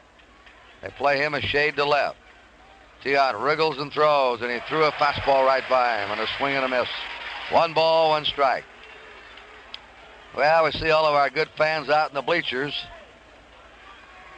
waving us hello out there, and I want to tell you about them, Marty. They stood in line all night here for 2 nights to get tickets. Slept in sleeping bags outside the ballpark. They deserve their seats, and we hope they're enjoying the ball game out there. No better ball fans than the same thing happened in Cincinnati also for those 3 games. That's right. Those are real ball fans. The 2-1 delivery. There's a fly ball to right field. Evans drifting back. Looks and takes it. 2 down. Pedro Bourbon is going to work now in the Cincinnati Red bullpen. The pitcher, Clay Carroll, is due up next. Geronimo has struck out, flied out. A left-handed batter. 3 runs, 6 hits for the Red Sox. 3 runs, 5 hits for the Reds. 1 error in the game. That was by shortstop Rick Burleson. That proved to be harmless. On the top of the batting order coming up after the pitcher. And that top of the order has given Tiant trouble tonight, those left-handers. A 1-0 delivery to Geronimo. That pitch is over. It popped into the glove of Carlton Fisk. A strike call, 1-1. Put the shotgun mic on that one, boys. 1 ball, 1 strike. Tiant twists and throws. It's a base hit. That one will have to be fielded by the shortstop, Burleson. Geronimo's going for 2, then turns around and goes back to first. That one is the ball that hit inside third, then rolls into foul territory and hits the box seats jutting out. Ricochets in a shallow left field. The shortstop has to make the play and not the left fielder. The single for Geronimo. Now, we're going to have a pinch hitter. Terry Crowley, who has made a habit of coming on deck 2 different times tonight, Curt, only to be called back by Sparky Anderson, is going to come onto the plate following Geronimo's 2-out base hit, and he's a left-handed hitter. They have hit Cheney, a left-hander, Armbrister, a right-hander. Crowley becomes the 3rd pinch hitter of the game, and Pedro Bourbon will come in to pitch in the last of the 6th inning. He will become the 5th Cincinnati pitcher of the night. Terry Crowley. He knows this ballpark. He knows the Red Sox. He played against them when he was with the Baltimore Orioles. Back there are 2 ex-Orioles on the Cincinnati Reds, Merv Retman and Terry Crowley. Petroselli's in on the edge of the grass at third base. Cooper's holding against Geronimo. The Reds and the Red Sox each have 6 hits now. Tiant down to the bell, has given up 4 hits in the last inning and 2/3. His overhand delivery is low. Ball 1. Fisk held the mitt there and tried to get the decision from Satch Davidson, but Davidson said no, it's a ball. Pete Rose is on deck, and he has hammered Tiant tonight. 1 ball, no strikes to Terry Crowley.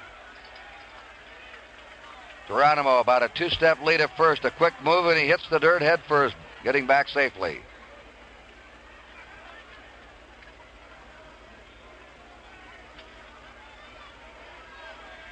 1-0.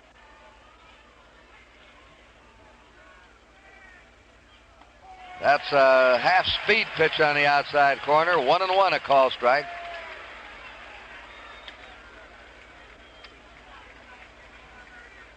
Roger Moret now, a left-hander.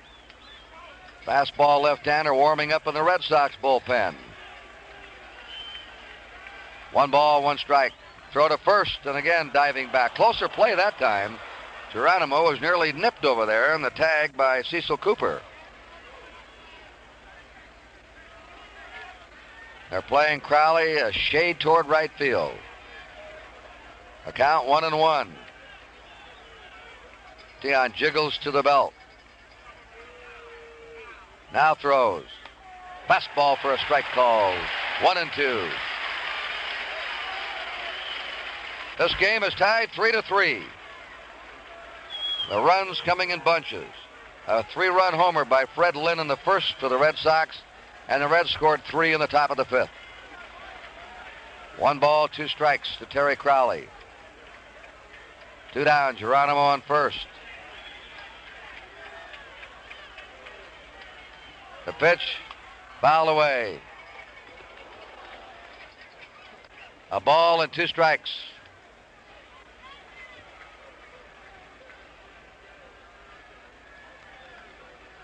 Top coats in evident tonight, but not storm coats. 1-2. Weatherman said there's going to be a beautiful rest of the week here in New England. So we have Game 7. We should have a lovely night tomorrow night also. The 1-2 pitch. It's hit to the shortstop on 1 hop with a lot of spin on it, and Doyle didn't go over to cover second. Burleson had no play there. By the time Burleson looked up, it was too late to throw to first, and the Red Sox are not playing good ball in the field tonight. Nobody covering second base for the force out. There were 2 down. Maybe Doyle thought Burleson was going to pick up the ball and go to first, but that ball had a lot of topspin on it. And Burleson, it was hit slowly, knew it could be a tricky play and might have a close play at first. And a base hit now is scored for Terry Crowley on a ball that was hit on 1 hop to the shortstop. And that has the Red Sox fans buzzing. They don't like the way things are going right now. Their lead's evaporated. The Reds now are battling back. 2 hits and 3 times for Pete Rose. Lined out to left. Line to single to center. Line to single to center. Ball 1 to him. Rose now has the most hits of any player in the 75 World Series. 8 for 21. Swinging the bat the way you know Pete Rose can. Pounding out those 200 hits year after year, that 300 batting average. He hits it foul out of play to count 1-1. The Reds are threatening after 2 down, nobody on.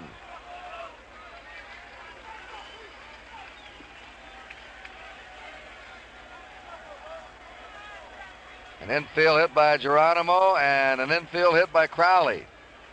They haven't had the ball out of the infield, and yet they have a threat going to break this tie in the top of the 6th inning. 1 ball, 1 strike.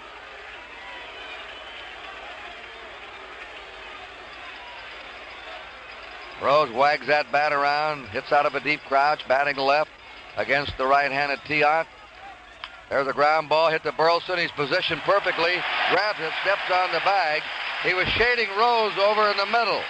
Rose has been hitting up the middle a lot off Tiant. Oh, the side's out. No runs for the Reds, 2 hits. There were no errors. They left 2. Last of the 6th inning coming up, and the score is tied 3-3. We'll return with more World Series coverage after station identification. Gowdy Oil Company would like to encourage you to shop around for the best price for premium gasoline because according to a recent survey, Gowdy Premium sells from 2 to 2.5 cents less per gallon than most other major premiums. So we're sure a lot of you will end up buying from us. Remember, don't waste gasoline, but when you do drive, fill up with Gowdy, premium or no lead. Gowdy's got what's best for your car. This is WNWS FM New York. where you'll hear news and information live 24 hours a day at 97 on your FM dial. News FM.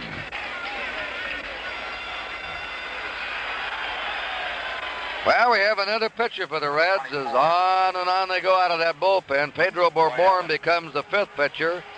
Nolan, the starter, worked 2 innings. Norman, 2/3 of an inning. Billingham, an inning in the third. Clay Carroll, 1 inning. And now the veteran Bourbon. And it's the bottom third of the Red Sox order up. Evans, Burleson, and Tiant.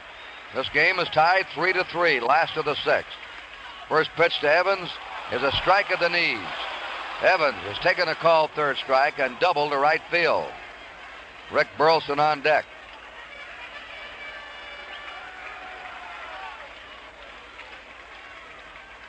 Sidearm pitch, low for a ball. What about Bourbon, Marty? Well, Curt, he's a fastball slider pitcher. He tried to develop a forkball during the closing couple of months of the season. At times will throw it, but is not 100% confident with it. He's low and away with that one. 2 balls, 1 strike. You can see the Reds have read their scouting reports. They're trying to keep the ball away from right-handers here so they can't pull and hit the left field wall. The wind's blowing out tonight toward the fence. That pitch was right in there, and he had a rip at a letter-high fastball. 2 balls and 2 strikes to Dwight Evans. Cincinnati pitching by game. They used 3 pitchers in game 1, 4 in game 2, 5 in game 3, 4 in game 4. Gullett and a reliever, and there's a drive. Stabbed by Joe Morgan, goes left, and the little second baseman throws Evans out on a fine play. 1 down. And they've had 5 tonight. They don't call him Captain Hook for nothing. Sparky Anderson, he dips into that bullpen and is not bashful about doing so. Rick Burleson is grounded out and walked. 1 out for the Red Sox. They've not scored since the first inning. The Reds have had excellent relief pitching tonight. Every man has done his job. Billingham came in with a bases loaded, 2 down, and struck out Petrocelli. Then he wriggled out of a runner on second and third, 1-out situation in the fourth. That's when the Red Sox had their chance to open this game up. But they didn't do it, and you have to give Billingham credit. Fastball over for a strike call to Burleson. A ball and a strike. 1 down. Red Sox batting last of the sixth. Pitch is low. Bourbon looks fast. 2 balls, 1 strike. This is Phil Harris's favorite pitcher, Pedro Bourbon. The 2-1 delivery. 3-1.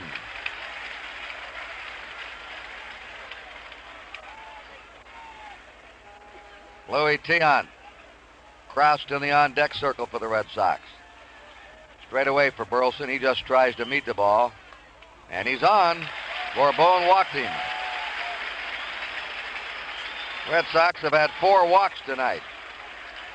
Louis Tiant has walked 2. Now here's Sparky Anderson coming out.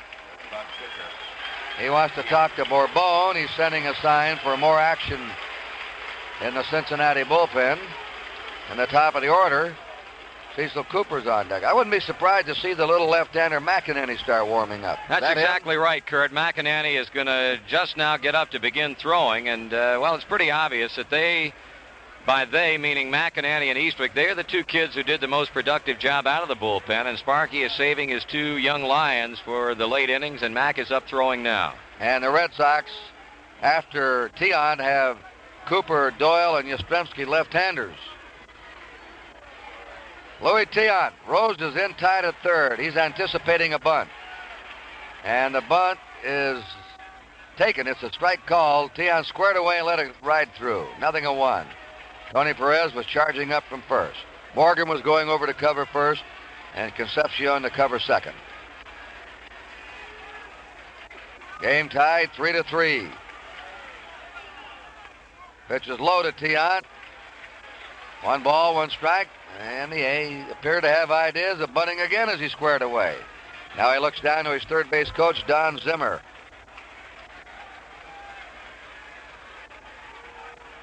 Bourbon almost quick pitching. There's a ball laid down foul, hit something on the line. Bourbon comes down to the stop and boom, delivers. He's unloading in a hurry. He's not letting Burleson get a jump at first. Smart pitching by Bourbon. 3-3 game. Last of the 6th inning. Chops that one foul. He's out. Strikeout for the pitcher, a put out for the catcher as he tried to bunt on the 3rd strike. Red Sox have 2 down, and Cecil Cooper coming up, and he is wallowing in a bad hitting slump in this series. He now has had only 1 hit in 16 times. This is the top of the Red Sox batting order. 2 down. Burleson at first. A tie game, 3-all. The Reds in the 7th will have Griffey, Morgan, and Bench up. Bourbon low with a fastball, 1-0.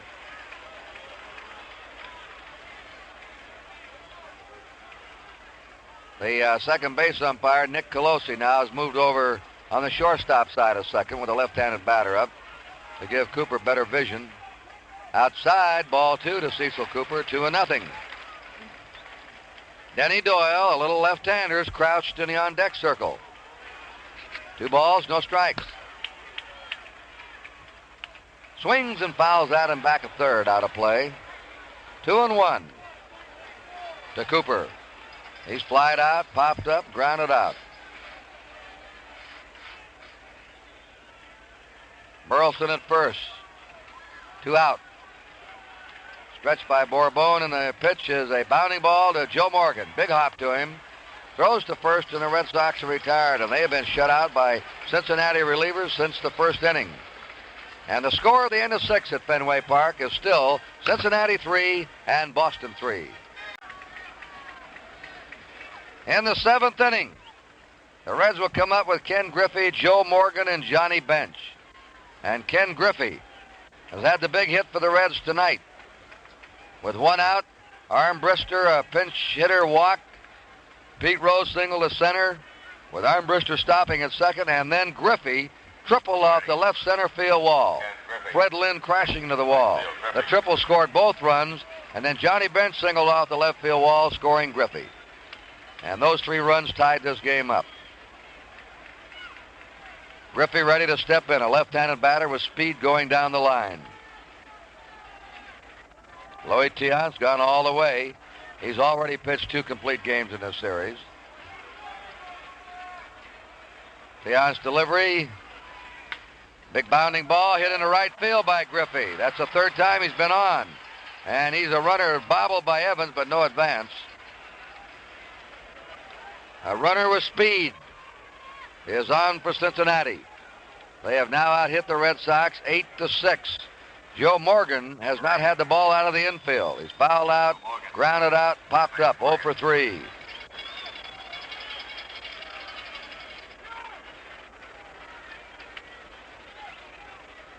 This game tied 3-3. Red Sox bullpen's going to work. Right-hander's up, maybe Dick Drago. We'll check. Throw to first, Griffey diving back, close play.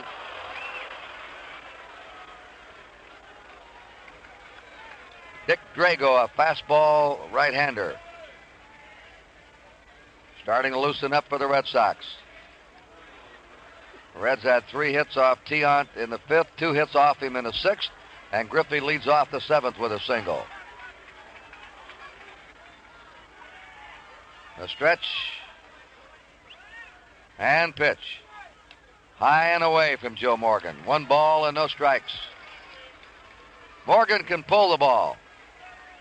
Petroselli's in shallow, but Morgan can pull the ball behind the runner.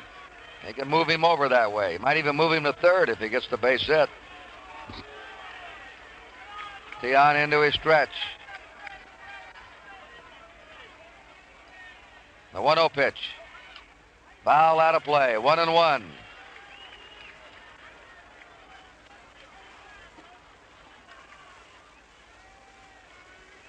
One ball, 1 strike. 7th inning, Game 6, the 1975 World Series. Here at 10:39 Eastern Standard Time is tied at 3-3.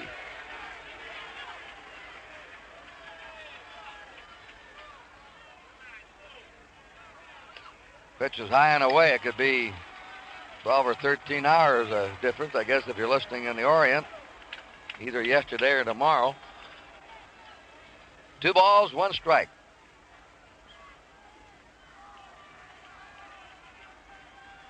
Griffey at first. Excellent base runner. Hard to get a lead against Tiant. Now he makes his move, keeps him close. This 2-1 might be a hit and run count. We'll see. The big boys coming up for the Reds behind Morgan, Bench and Perez.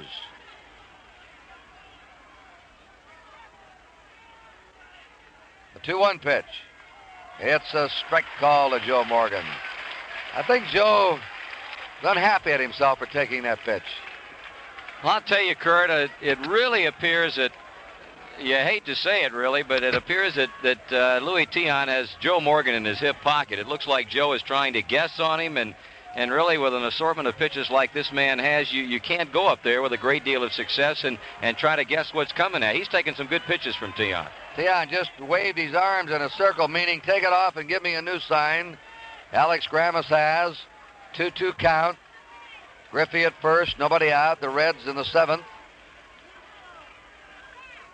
Tiant throws, and there's a drive in the left field. That'll be out in the corner. Yastrzemski racing over and holds Griffey at second base. The wet grass, the heavy grass from the 3-day rain slowed that one from reaching the corner.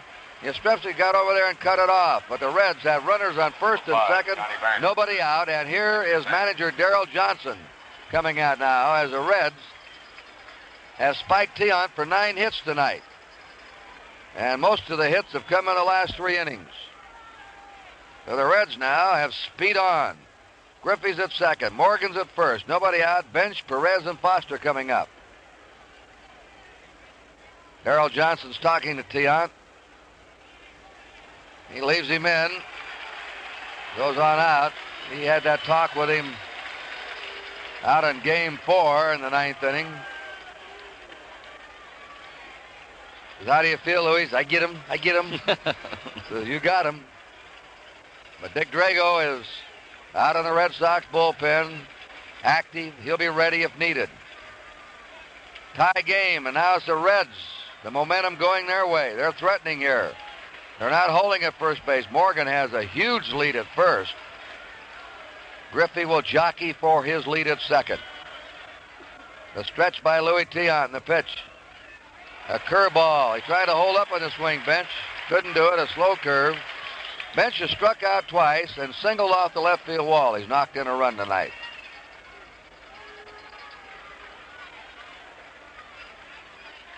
You don't usually have a Johnny Bench bunting. Sparky Anderson doesn't. You let him take his shot. Biggest hit of the series, I think, was by Johnny Bench in Game 2. There's a drive to left field. Yastrzemski backing up will have room. Takes it on the warning path, throws in a second. Well, Johnny Bench led off the 9th inning of the second game, purposely hitting the ball to right field. That pulled the Reds back into the ball game. It might have been the turning point of this series. At that time, Marty, I thought it could turn out to be the biggest hit of the series. Well, the way things have gone up to this point, Curt, you may well be right, because he doesn't get that hit and the Reds don't have the big ninth. They could have well gone to Cincinnati down 2-0 in this series. Now Tony Perez is up. He has struck out, single to right, and struck out. The Reds have Griffey at second, Morgan at first, 1 down. And we're all tied up 3-3. The Red Sox in their last of the 7th will have Doyle, Yastrzemski, and Fisk up.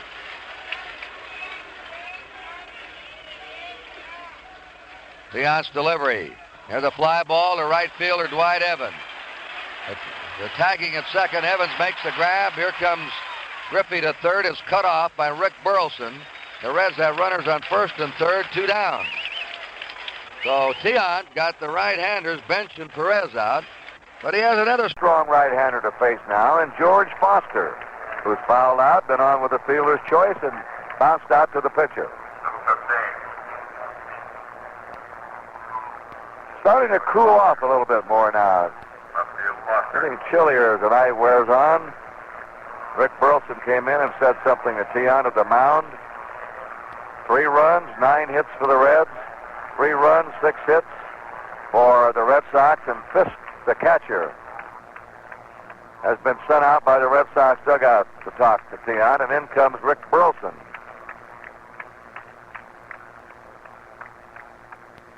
I don't know what this conversation's about. Alex Grammas, meanwhile, had gone back into the Cincinnati dugout for instructions from his manager, Sparky Anderson. All right, everybody's returning to their positions.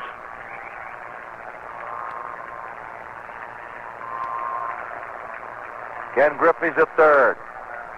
He's been the batting star tonight, along with Fred Lynn. Joe Morgan's at first. 2 down. Red Sox are talking about, we're discussing Morgan, how to go to work on him. There goes Morgan. Foul ball back. Morgan going on the first pitch.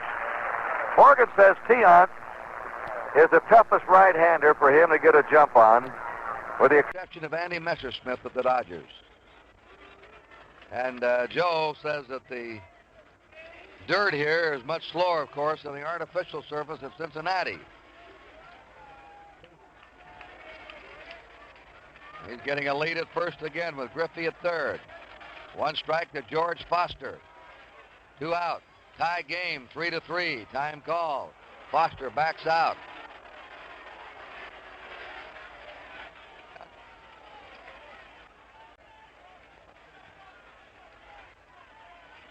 Again, Tiant to the stretch. There goes Morgan. That's a fly ball to deep center. Lynn going back. That ball is off the wall. It'll score 2 runs. Foster's in the second, and Foster has doubled off the top of the center field wall and nearly had a home run. And the Reds, with superior right-handed power tonight, are using Fenway Park better than the hometown Red Sox. So the Reds now lead 5-3. 3 hits off Tiant in the 7th inning. Dave Concepcion's a batter. 2 RBIs by Griffey off the left center field wall. Bench reached the left field wall for an RBI, and Foster hit that one high off the center field bleacher wall and nearly into the bleachers. Pitch is high and away for a ball. 1-0. 5 runs, 10 hits for Cincinnati. 3 runs, 6 hits for the Red Sox.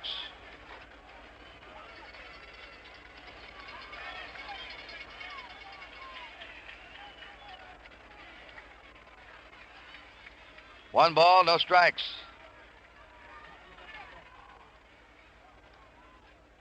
Geronimo on deck. Tiant to the belt. His curveball stays inside to Concepcion. Ball 2, 2-0. Griffey started this inning with a single to right. Morgan, single to left. Griffey stopped at second. Then Tiant got Bench and Perez on fly balls, but Foster hit a double high off the center field bleacher wall. And the Reds have taken the lead 5-3.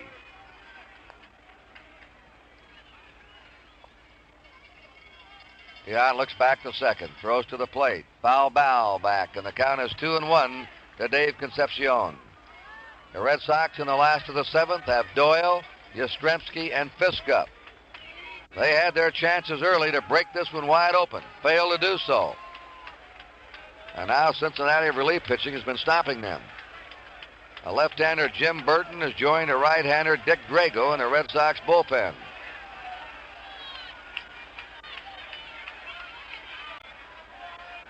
Two balls, 1 strike.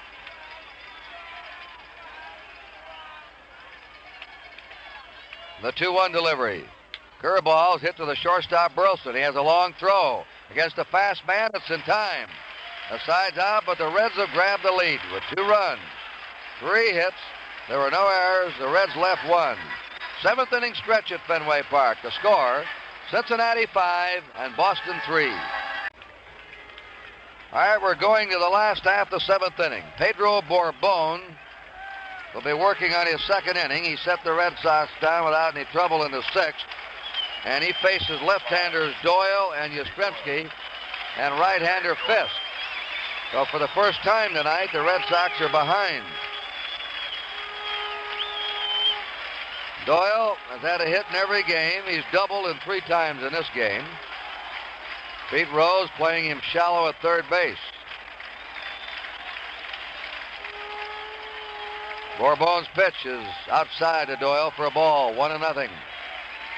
Now it's the Red Sox who will have to come back. The Reds behind 3-0 at the end of the first inning, battle back in and have taken the lead. The 1-0 pitch. Doyle pops it up, and waiting for it is shortstop Concepcion for the first out. Curt, as Pedro Bourbon works here in the 7th inning, Sparky Anderson keeps him busy down there. He's got again the left-hander Will McEnany throwing.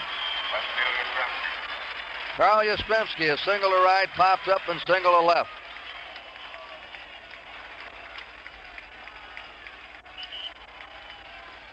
First pitch of the breaking ball, low to Yastrzemski, 1-0. Carlton Fisk on deck. 1 out for the Red Sox, bases empty. The Reds leading 5-3. Bourbon's pitch is low for ball 2. 2-0. Or check that, 1-1. The 1-1 delivery. Chopper hit out to Joe Morgan. He charges the ball, took a skidding hop to him. He throws Yastrzemski out. And the Red Sox have not had the ball out of the infield the last 2 innings. Carlton Fisk has singled, walked, and hit into a forced play. 27. Carlton Fisk, catcher. Fisk. It's been the Reds pitching staff tonight that has done it.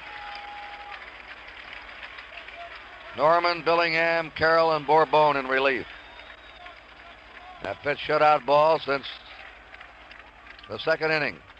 Nolan started, went 2 innings, allowed 3 runs in the first, shut the Red Sox out in the 2nd. 2 outs, nobody on. Ball 1 to Carlton Fisk. Bourbon right now is a pitcher of record. If the Reds hold this lead, he'd be the winning pitcher.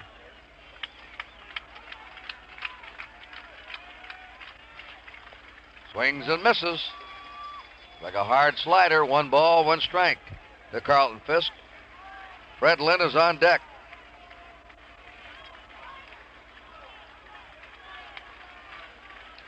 One and one. There's the ground ball to shortstop Concepcion. One hands it, flips the first. The Reds playing excellent defensive ball, and Fisk is out. So are the Red Sox, 1, 2, 3 in the 7th. At the end of 7, Cincinnati 5 and Boston 3.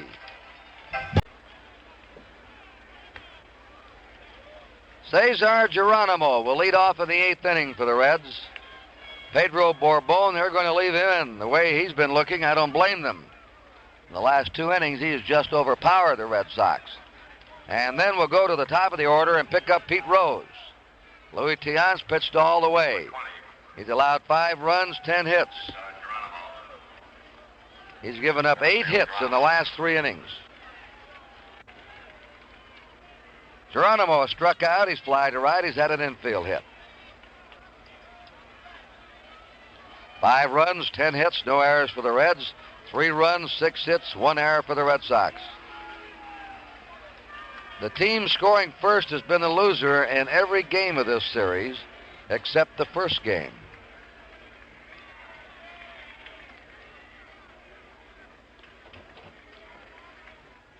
All right, we're ready to go.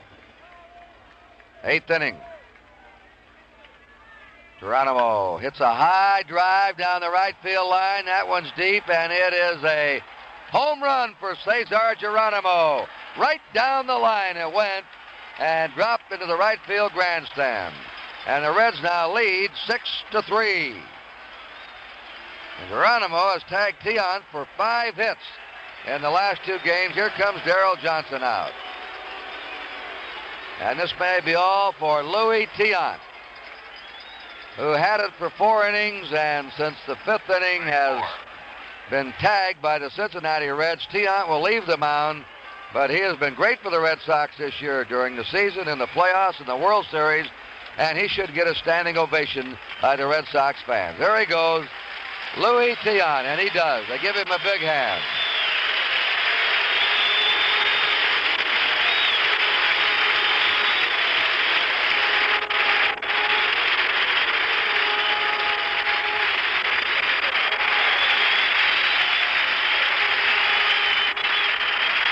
His teammates shake his hands in the dugout.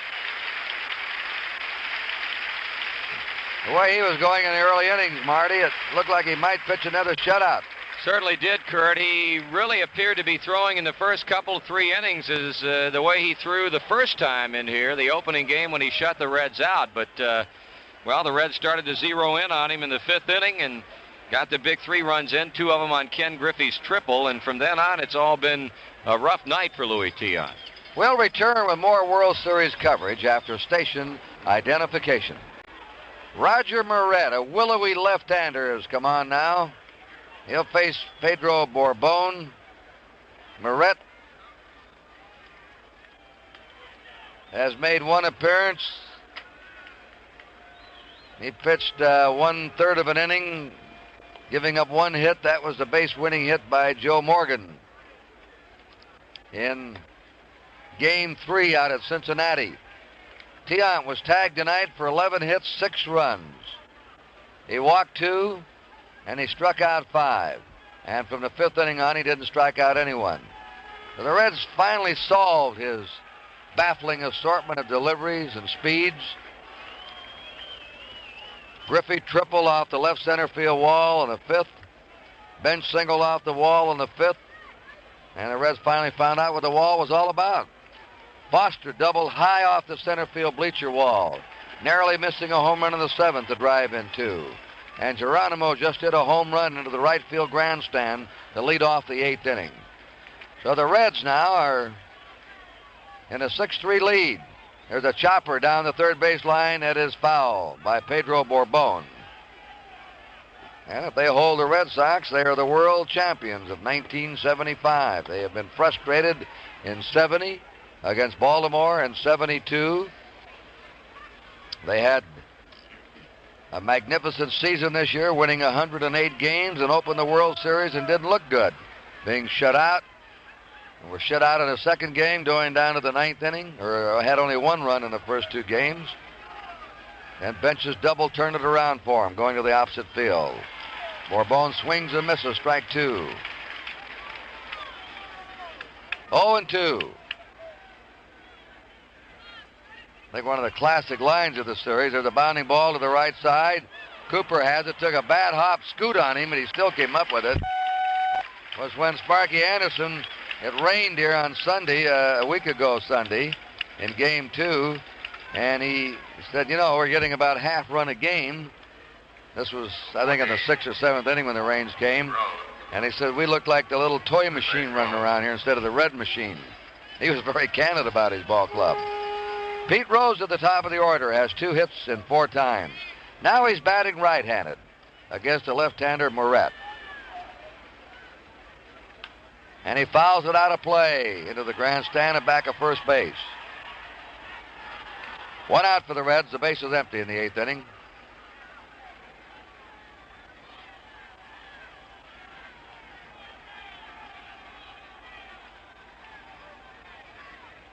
Six to 3, Cincinnati ahead. Moret comes in. It's high. Ball 1, strike 1.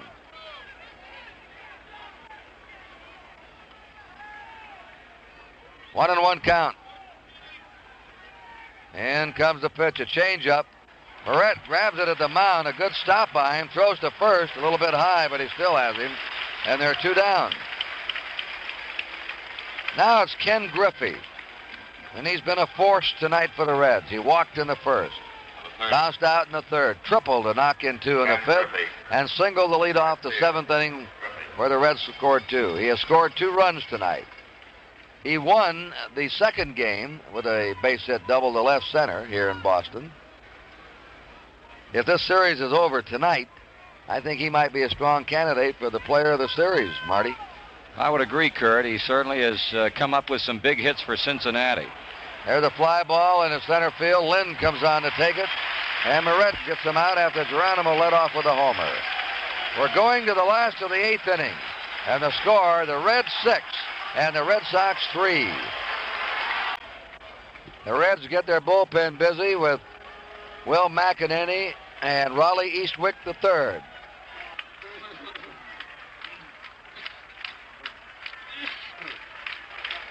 Bourbon has pitched a very strong 2 innings of relief. Now the ball has been hit out of the infield against him. Fred Lynn crashed a 3-run homer in the first, walked in the third, and flied to left in the fifth.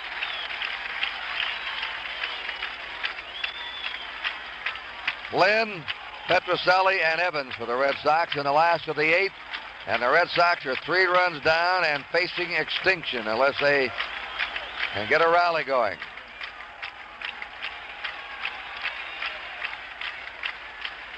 World Series will mean about 20,000 a man to the winner.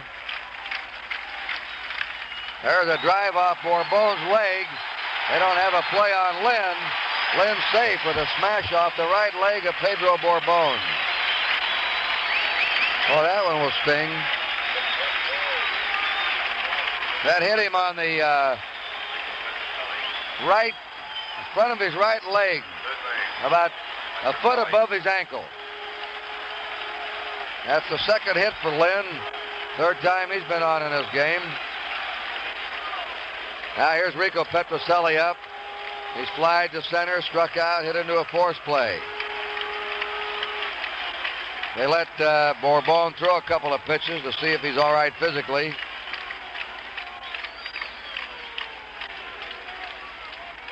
Okay, he said, I'm all right, let's go. Reds are leading 6-3. Red Sox have Fred Lynn at first, nobody out in the last of the 8th inning. And Lynn's base hit has awakened the Red Sox fan. Petrocelli trying to hold up with a swing, taps it foul down the third baseline. Johnny Bench going after it. Rico hasn't had the cuts tonight that he's had in previous games of the series. Curt, that hit by Lynn is only the 4th the Red Sox have had since the first inning, and never have the Reds relievers allowed them any more than 1 hit in any given inning. And they've done quite a job. Billingham, Carroll, and Bourbon. 1 strike to Petrocelli. That one is low. I'll tell you, Bourbon is throwing hard, and his stuff is down. It's mean stuff. The mean low sinker and a low slider. He's keeping that ball down below the belt. There's another pitch below the belt that's fouled out of play. 1 ball, 2 strikes to Petrocelli. Dwight Evans is on deck. Looks like Jim Burton warming up out of the Red Sox bullpen, a left-hander. Eastwick a right-hander, McEnany a left-hander, heating up for the Reds. Pitch is low and away. It's ball 2, strike 2 to Petrocelli.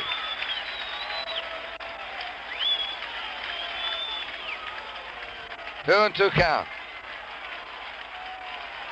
Now the pitch. Ball 3. 3 and 2. A low fastball.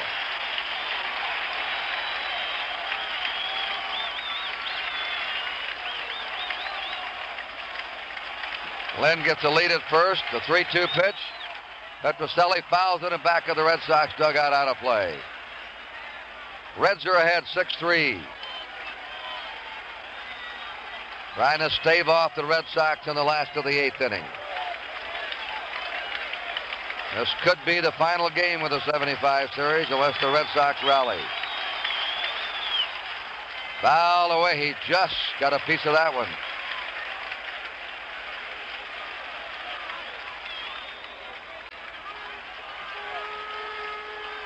New ball tossed in. Bourbon pitching very quickly.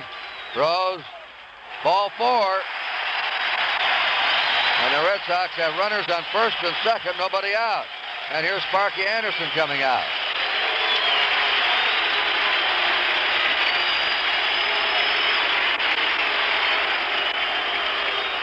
You can't afford a walkman in this ballpark. He wants Raleigh Eastwick, who's won 2 games already in this series.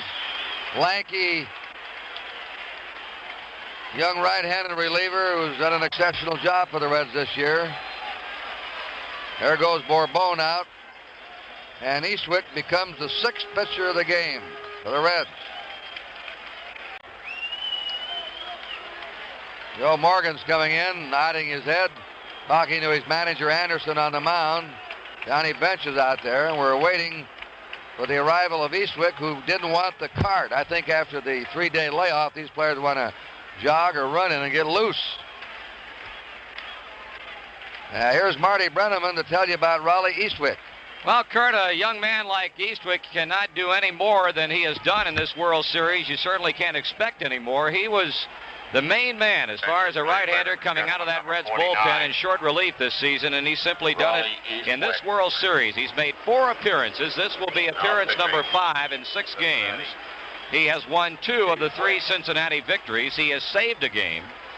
And in 7 innings, he's allowed the Red Sox but 4 hits and 1 run with a couple of strikeouts and a couple of walks. His earned run average in this World Series figures out to 1.29. And Curt, you've seen him pitch enough to know that he's a throwback to the old days. All he does is come in and throw severe fire. He was very good out in Cincinnati, I thought. His ball was alive. He was not as good his second time out as his first time out. His 5th appearance. He's won 2 games, lost none. He's had 1 save in this series. If he gets a save tonight, he has tied Larry Sherry's series record with the 59 Dodgers of 2 wins and 2 saves. Curt, I'll tell you, I don't believe he's going to get a chance to save this game. You've got Evans, you've got Burleson right-handed hitters, and then certainly a pinch hitter if the Red Sox get that far for the pitcher. But then you've got 3 straight left-handers coming up, and you can look for Will McInerney to follow Raleigh Eastwick to the mound. The Red Sox will bring the tying run to the plate in the person of Dwight Evans. Fred Lynn led off with a hit off the pitcher's leg, Bourbon. A ricochet job. And Petrocelli walked. We're waiting for Eastwick to finish. He gets 1 more warm-up pitch. And now we're set to go. Eastwick is the modern relief pitcher that is groomed from the start of his career to be a reliever and not a starter. He is trained to be a specialist at the age of 18. And his specialty, getting them out in the late innings. And it pays big money. Dwight Evans, the batter. Struck out. Double to right, grounded out. High and inside for a ball. 1-0. Rick Burleson on deck. Curt, in addition to the left-hander McInerney throwing for Cincinnati, Sparky Anderson also gotten right-hander Pat Darcy up to throw. You were right. He was going to use his whole staff. Swing and a miss and a breaking delivery. A ball and a strike to Dwight Evans. Red Sox 3 runs down, batting in the last of the 8th inning with Lynn at second, Petrocelli at first. No outs. A stretch and pitch. Pop foul back out of play, and Eastwick quickly jumps ahead on the count. 1 ball, 2 strikes. Somewhat of a comparable situation here, Curt. In the 9th inning of that game in Cincinnati, it was Evans who hit the game-tying 9th inning home run off of Eastwick. 1 ball, 2 strikes. This one's fouled back out of play again. Eastwick just pouring that fastball into him. 1-2.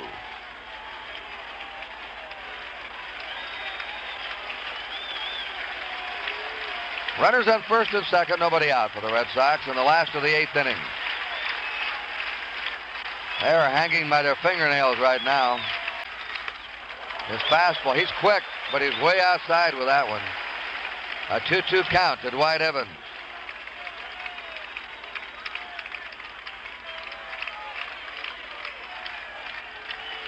Eastwick checks. Now pitches. Evans hits a high foul. That'll be up on the roof in left field. 2-2. 6-3. Cincinnati in the lead. Last of the 8th inning. Red Sox are threatening. A stretch and pitch. Ooh, that one missed. Johnny Bench thought they had it. Pitch just below the knees. Over but low. 3-2. Nobody out. Fred Lynn at second. Rico Petrocelli at first. Here's a pitch. Struck him out with a fastball. Looked like the pitch might have been outside for ball 4 had he let it go by. But it was close enough that Evans had to go for it. 1 down. Rick Burleson has grounded out and walked twice. Bernie Carbo has come out on deck to bat for Roger Moret. Will have a new pitcher for the Red Sox in the 9th inning. 2 runners on, 1 out. First pitch to Burleson is low for a ball. The Red Sox have not scored since the 1st inning. The Reds scored 3 in the 5th, 2 in the 7th, 1 in the 8th. They have a 3-run lead. There's a fly ball to left fielder George Foster. Easy play for him. 2 down. And now Bernie Carbo is coming up. Will Sparky Anderson bring out Will McEnany? He has shown no signs of coming out. I think he likes the look of Eastwick's stuff, and he's going to stay with him. Eastwick has struck out Evans and got Burleson on a soft fly to left field.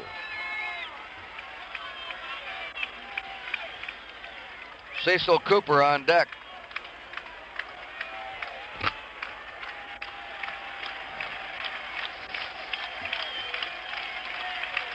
Fred Lynn has a lead at second.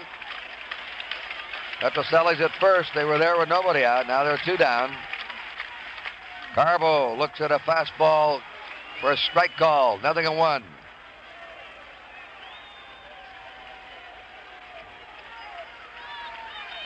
One strike. 4 relief pitchers have blanked the Red Sox. That's the 1st inning. Low and inside, a ball, 1-1. Benched with one of those patented one-handed stabs of his to keep the ball from going up against the screen. 1 ball, 1 strike. 2 outs. Lynn at second. Petroselli at first. Petroselli will get a big lead. Perez playing off the bag. A 1-1 pitch. Inside to Carbo, ball 2. They're trying to crowd him because he'll take the outside pitch and hit the wall on you. He goes a lot to the opposite field. 2 balls, 1 strike. The Reds drafted him number 1. Swing and a miss. And Johnny Bench number 2 in the same year.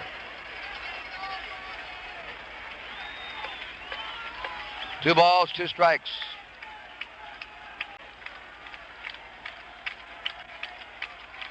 Two out, runners on first and second.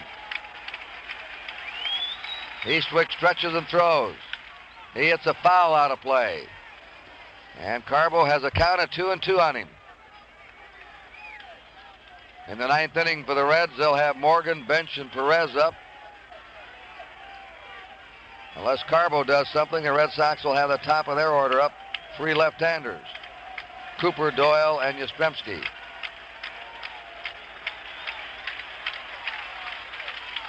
Eastwick delivers. He jammed him, and Carbo had a bad swing on that pitch. He was crowded. He didn't know what to do with it. He was lucky to get a piece of it. The ball was also sinking down on him. Eastwood's fastball is really moving, Marty. Sure is, Curt. He's throwing very, very hard tonight, much as he did the first time Sparky used him in this series. 2 balls, 2 strikes. The pitch. Carbo hits a high drive, deep center, way back, home run!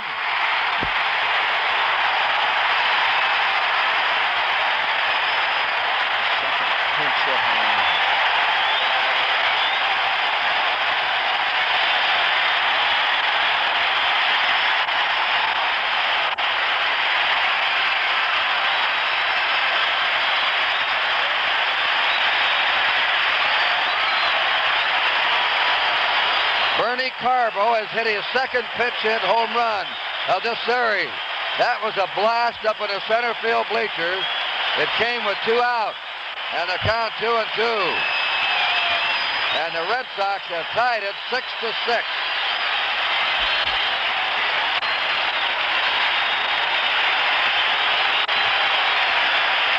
Listen to this crowd. They're on their feet. 35,000 fans in the little bandbox. And the roars reverberate. The sound carries here. Now Cecil Cooper's up. They just had a World Series record tied by Bernie Carbo.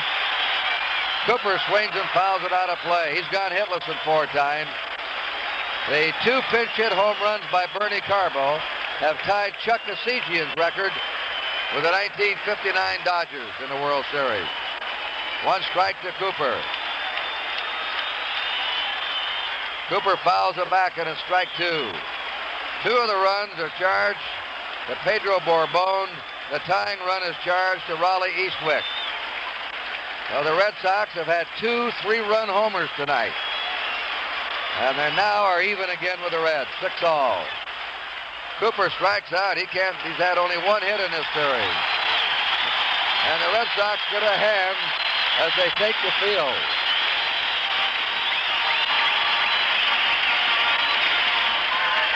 Three runs, 2 hits, nobody left. We're going to the 9th inning with the game tied 6-6. Well, the hero in Boston right now is a man named Bernie Carbo, who used to play with Cincinnati. And he's come back to haunt his old teammates with 2 pinch hit home runs in this World Series. They have just put him out in left field, so if this game goes into extra innings, he might have another shot, and Yastrzemski goes to first base. Dick Drago has come on the pitch for the Red Sox. So we're going to the 9th inning with a tie game. 6 runs, 11 hits, no errors for the Reds. 6 runs, 8 hits, 1 error for the Red Sox. A 3-run homer by Fred Lynn in the 1st inning. A 3-run pinch hit homer by Bernie Carbo in the 8th inning. The Reds scored 3 times in the 5th. Ken Griffey tripled in 2. Johnny Bench singled in Griffey. In the 7th inning, Griffey singled, Morgan singled. George Foster doubled them home with a drive high off the center field wall. And Cesar Geronimo got a big hit for the Reds in the 8th with a leadoff home run. Or otherwise, the Reds would be up against it right now. Marty Brennaman had just moved on his way down to the Red dressing room. In case they win it tonight, they'll have the celebration of a world championship. And Ned Martin, the regular broadcaster of the Red Sox, has moved in alongside me.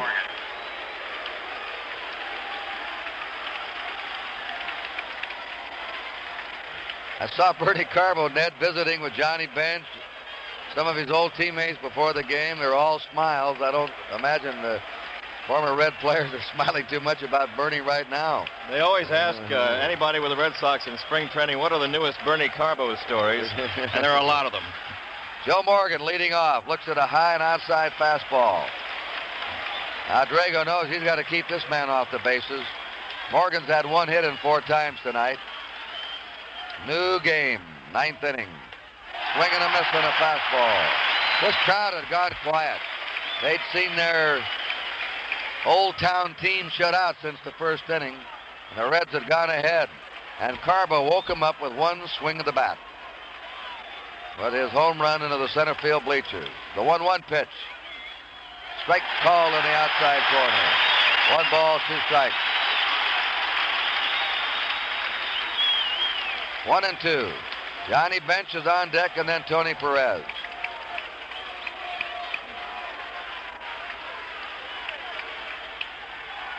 High. Of course, Carbo was mad before the series. He thought he should have started the series at left field, and Yastrzemski on first. I think he made his point tonight. I think maybe he was right with 2 home runs and 2 times at bat. 2 balls, 2 strikes to Joe Morgan. And the pitch. Morgan pops it up to the right side. Yastrzemski's under it outside of first base. Foul ground, he takes it. 1 down. This has been a great series to watch. Has not been a laugher except that Gullet game. That's right. Even the opener with Louis Tiant pitching, they were a shutout ball until they got 6 runs in 1 inning. That's right. Gullet had him shut out through 6 innings. The only game that there hasn't been a doubt was Don Gullett's game, and game number 5 out of Cincinnati. Well, the rest of them have been taut, dramatic affairs. Johnny Bench has a single off the wall in 4 times, and they appeal to first. What do they say down there? It's a check swing. Ball 1 to Johnny Bench. Tony Perez on deck. I wondered, Ned, if they'll bring McEnany in to pitch to the left-handers in the ninth inning. I don't see anyone warming up out there in the Red bullpen. The 1-0 delivery. He sends a ground ball in the hole, scooped up by Petrocelli. Fires, and he has him. Petrocelli with a neat play going to his left. He's played third base like Pie Traynor in this series. Or Brooks Robinson. Third base, Perez. 2 down. Nobody on, and Tony Perez up. He's had a hit in 4 times. The game is tied 6-6. The Red Sox had 2 down and trailing 3 runs in the 8th inning when Carbo hit his dramatic 3-run homer. 1 ball, no strikes to Perez. George Foster on deck. The changeup is low for ball 2. 2-0. 2 balls, no strikes. If we go to Game 7, NBC will be on at 8:15 tomorrow night, Eastern Standard Time. He pops it up. It's playable. Yastrzemski's under it, and he has it. And the Red Sox come in with a chance to win it in the 9th inning. 3 up and 3 down for the Reds in the 9th. Raleigh Eastwick will face Denny Doyle, a left-hander, Carl Yastrzemski, a left-hander, and then Carlton Fisk, a right-hander in the last of the 9th inning. And the fans roaring, "Let's go Sox! Let's go Sox!"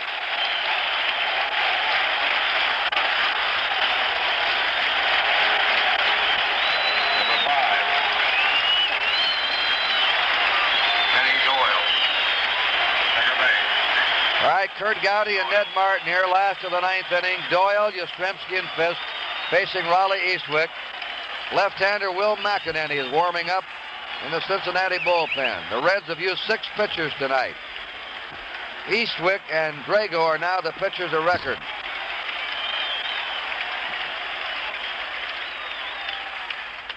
Doyle looks at a high fastball. He has doubled in 4 times. He is the only player to hit safely in every World Series game. The 1-0 pitch. It's a foul ball off the fist into the seats and back of third. 1-1.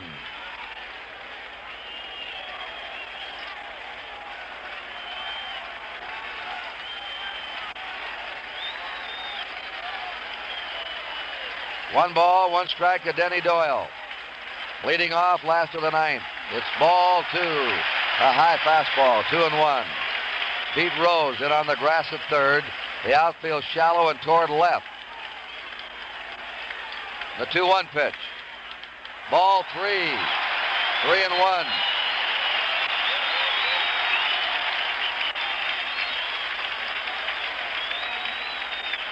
Eastwick has to get it over or the winning runs on for the Red Sox. Here's his 3-1 delivery. Ball 4. Doyle's on. That's right. He didn't even know he was on. He was waiting. He thought maybe they called it a strike. It was that close. He turned around to come back in the batter's box. And umpire Sash Davis says, "Go on, son. You got yourself a walk." Now the winning run is on for the Red Sox. An interesting thing right here. Carl Yastrzemski hasn't bunted for a sacrifice this year. The bat's in his own hands. Will Johnson have him move that run down right now or take a chance on a hit or a double play? Well, that's a good point, Ned. Let's see what happens. He squares away and he tries to bunt and fouls it back. Anytime he has bunted, he's tried it on his own for a base hit. He, over his career, has never attempted a bunt much. Strong. Doesn't have the power he used to have in the 67 years, late 60s. Now he's squaring away, swings and bounces and foul. Rose was up the line, and Yastrzemski tried to chop it by him and nearly did. He has a 2-strike count on him. Denny Doyle at first represents the winning run for the Red Sox in the last of the 9th inning. Game tied 6-6.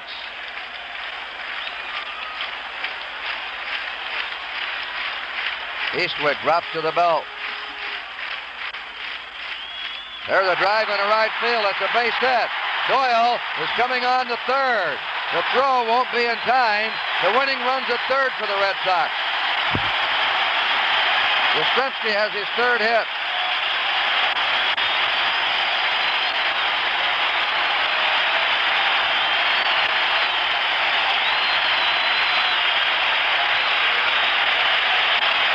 Carlton Fisk, a right-hander, is the next man up. And here comes Sparky Anderson out. They may walk Fisk and bring the left-hander on McEnany to pitch to Fred Lynn, hoping for a forced double play going to the plate. It's about all you can do, really. You can take the first and third situation is a good thing for any team, because they can move people. They can force a throw to second base. They can do a lot of things. That's what they're going to do. They're going to bring McEnany on. They'll walk Fisk and pitch to Lynn, a left-hander. But then Petroselli, a right-hander, on deck. Well, the Red Sox looked like they were done. They had two down, two men on in the eighth inning. Eastwick looked strong. He came in to strike out Evans and get Burleson on a harmless fly to left. Then up came pinch hitter Bernie Carbo to hammer a three-run homer into the center field bleachers. Now up come the Red Sox in the ninth. Doyle walked. He didn't even know he had a walk. And he goes to third on Yastrzemski's two-strike single in the right field. We'll return with more World Series coverage after station identification. It's going to be clear and breezy tonight. The low temperature 50 to 55, sunny and milder on Wednesday with a high in the mid to upper 70s. Fair skies on Wednesday night and on Thursday, the low in the mid 50s. The high 70 to 75 degrees. The chance of rain is near zero this evening, about 10% on Wednesday and Wednesday night. The wind southwesterly 10 to 20 miles an hour. We have clear skies, and the temperature at Rockefeller Center is 62 degrees. This is WNWS FM New York, where you'll hear news and information live 24 hours a day at 97 on your FM dial. News FM. Will McEnany, the star young left-handed relief pitcher, is appearing in his fourth game. He's pitched 4 2/3 innings, allowed just 3 hits and 2 earned runs. And this will be the toughest spot he's probably come on to this year.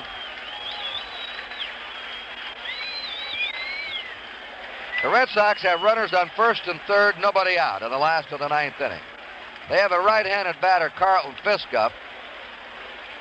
We're only going along thinking that they're going to have to walk Fisk, load the bases with nobody out, bring the outfield in, the infield in, and then try and go to work the left-hander Fred Lynn.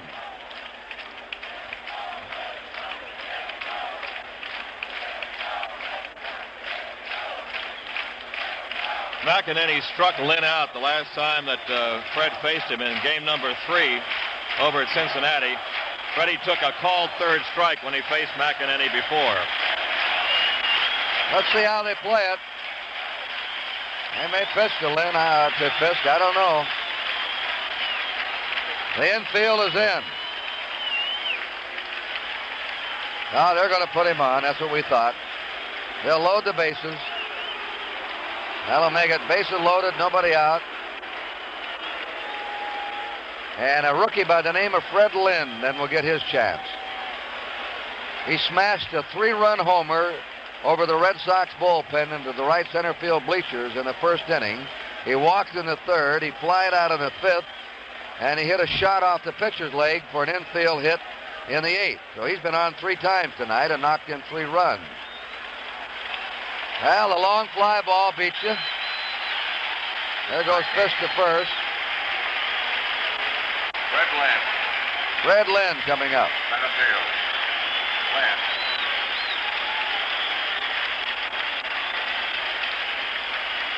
Will McEnany from Springfield, Ohio. He's only 23 years old. The Reds have the infield in, the outfield very shallow, and the pitch. There's a high fly ball down the left field line. It's going to be close. It is caught by Foster. Here's a tag. Here's a throw. He's out. A double play. A double play. Foster throws him out. Foster took that ball, jammed right up against the left field stands, very shallow. And they sent the runner from third. And Denny Doyle is thrown out on a perfect strike. Johnny Bench put the tag on him. The Red Sox have been running on Foster all this series, Curt. He hasn't made that many good throws, but this was shallow. I guess Don Zimmer figured it's right in there next to the wall is where he was tucked into and would take a perfect strike. He threw it a little bit off to the first base side, but Bench made a good tag, and the gamble failed. And now Sparky Anderson's gone to the mound again, and suddenly the complexion has changed. The Red Sox had the bases loaded, nobody out. Now they're 2 down. Runners on first and third. Carlton Fisk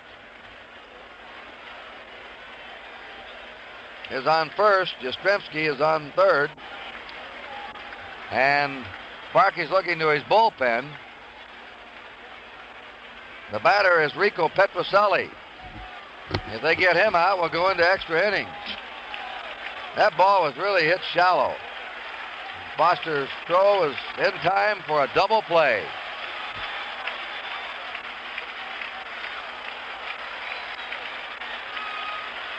Petrocelli is now the man with 2 down. And an error or a pass ball, wild pitch, or base hit would have to win it for the Red Sox now. Check swing, foul, back out of play, strike 1. Pat Darcy warming up.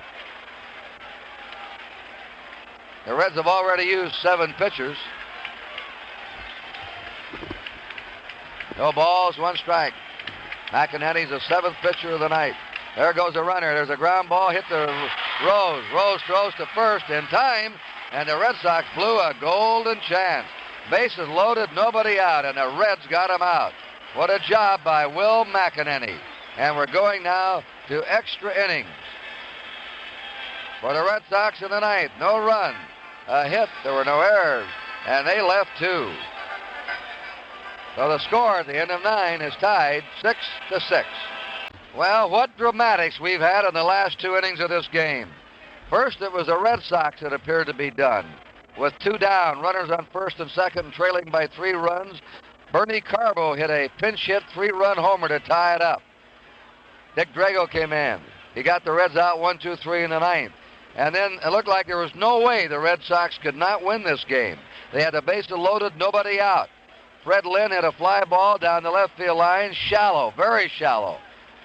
Foster caught the ball. They sent the runner Doyle, and he was doubled up on Foster's throw to the plate. Then Petrocelli went out. So on we go to the 10th inning, and the play-by-play by Ned Martin.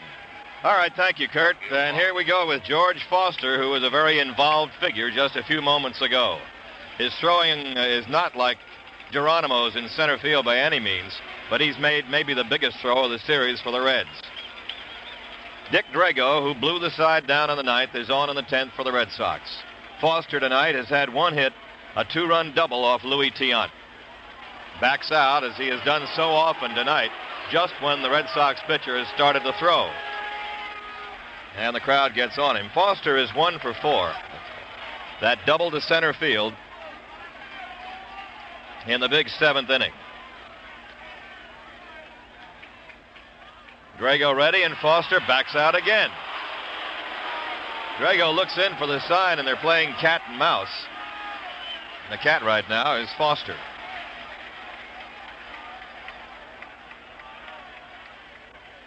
Drago ready. Foster's in. Right-handed batter. Slams one to shortstop on 1 hop. Burleson up and over. 1 out.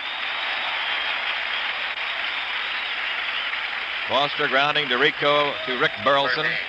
And now Dave Concepcion is the batter. He has been held hitless in 4 trips. Ned, the second extra inning game of this series ties a record. There were 2 extra inning games in the 73 series between the Mets and the A's, and in a number of series before that. But we've had 2 extra inning games now in the 75 series.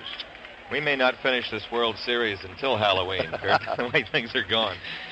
Well, all you need is a 17-inning game tonight, go down to game 7, and another week of rain. Yeah. All right, Concepcion stands in from the right side, chokes an inch on the bat, and the pitch to him is high, ball 1. Geronimo, left-handed hitter, is on deck.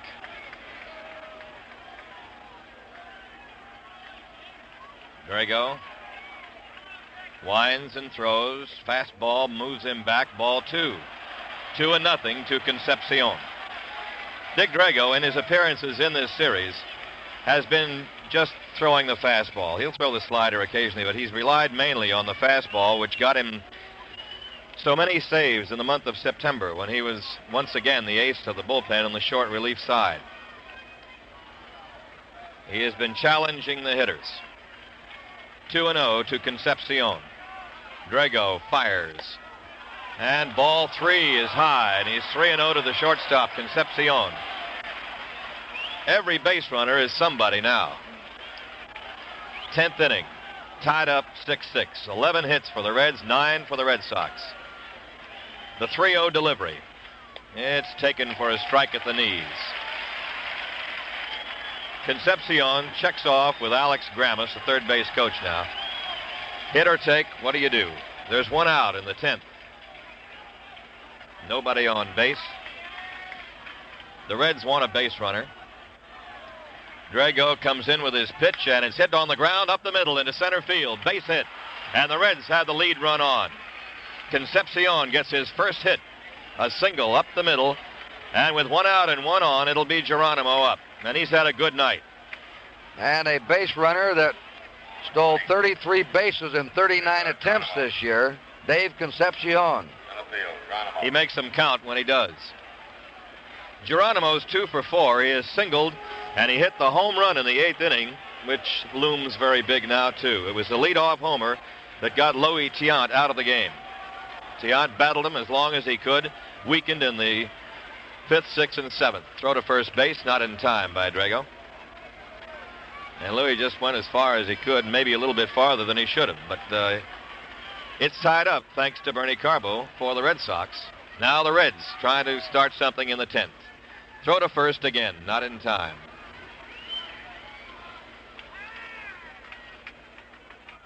Jammed house, they've been alternately screaming and just funereal in their quietness when Freddie Lynn got hurt. And when the Reds went ahead to stay for a while, it was just very quiet here. Then they exploded on Carbo's homer. The set by Drago. Throws to first again, not in time. Well, they have to keep him close. You bet. Yastrzemski holding the corner of the bag against him. About a 4-5 step lead for Concepcion. He takes it right about where everybody else does that can run. Joe Morgan. Here it comes. Strike called outside corner. 1 strike to Geronimo. Geronimo's home run off Tiant in the 8th inning was a high fly ball. It just got inside the foul pole and went into the right field stands. At that time, it made it 6-3. 1 strike. Throw to first again, and diving back on his stomach this time as Concepcion loses his helmet.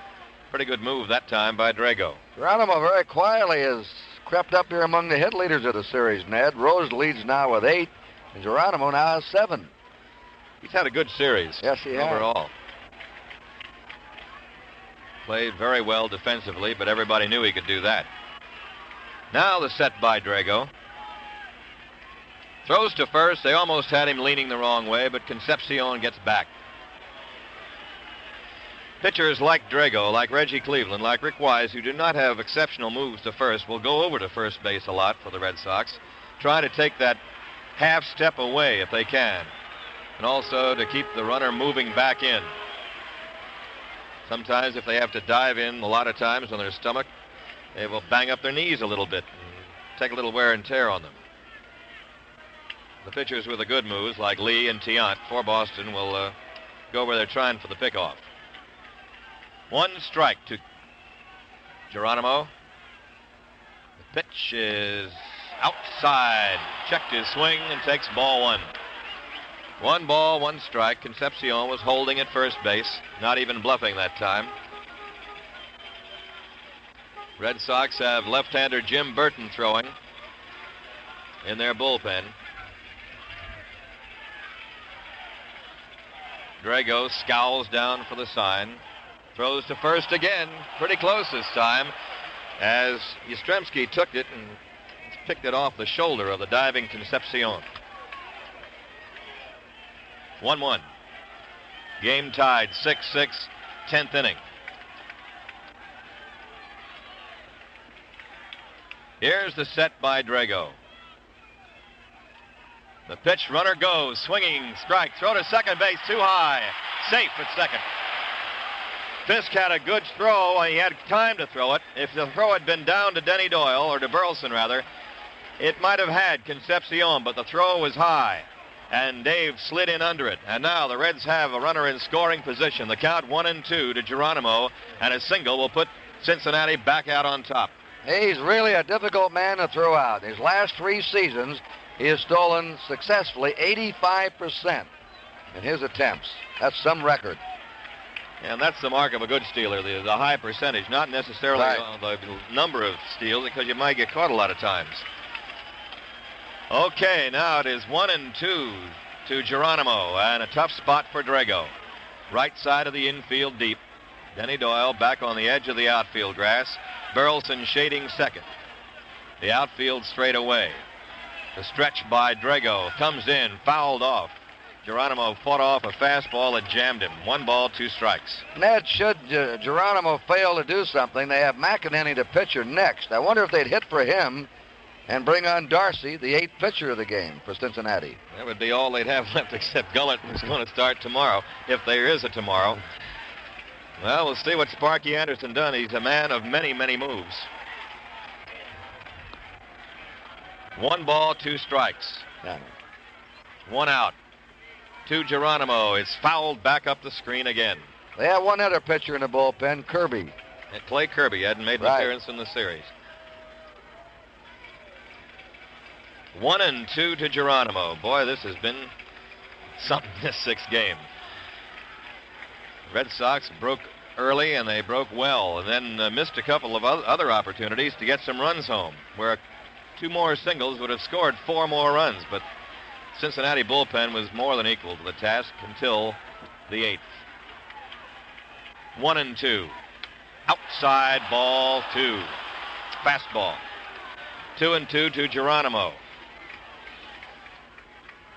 Drago has to be wary of Concepcion at second, trying to go to third. Some people will say it's the easiest base to steal. I never could figure that, but that's right. They get a big lead off second base. And Concepcion does. Burleson tucks himself in toward him and a little bit behind him. The count is 2-2 to Geronimo. This Red lineup, just murder all the way through. There's no breather. Long look by Drago. Geronimo levels the bat back and forth. Now the right-hander, Drago, checks second base twice, 3 times, comes in with a pitch, and it's inside, ball 3. Just missed with his fastball, and now it's 3-2. And the Reds are the ones with the advantage right now. The level of this game has been up and down and swaying back and forth. They have Dreesen, a left-hander, in the dugout if they need him, and he's a good hitter. 3 balls, 2 strikes. Dick Drago set with a payoff. Here it is. Strike 3. Got him. Foul tip that Fisk held on to. A big strikeout for Drago. And Dan Dreesen is indeed going to come out to bat for McEnany. Dan Dreesen making his first appearance in the series as a batter. And anything at all. Flynn, Dreesen, Plummer, none of them has appeared. Dreesen hit 261, or 281 on the year. He had 7 homers and 38 RBIs. Right now, Darrell Johnson wants a word with Drago and with Carlton Fisk. That a very big strikeout for Drago. The lead run is at second base now. Dreesen, a left-handed batter, is going to bat for McEnany. And, of course, you got Pete Rose on deck, so you don't put Dreesen on, I don't believe, with first base open. You got Rose has been so very important to this ball club, and he's been such a factor in this game and in most games of this series. Johnson has had his word with Drago, and Dan Dreesen will bat. This is a fellow they thought was going to be the end-all to all their third base problems a couple of years ago. Number 22. He didn't do the job in the field, and then Rose came on. His best position is first base. That's his natural position and where he'll probably wind up. All right. Well, he's an aggressive left-handed hitter. He digs in, bends slightly from the waist with a closed stance. Concepcion at second base. 2 out, 10th inning. Tie game 6-6. Drago pauses. Pitches. Strike called outside corner. Just nipped the black on the outside slice. 1 strike to Dreesen.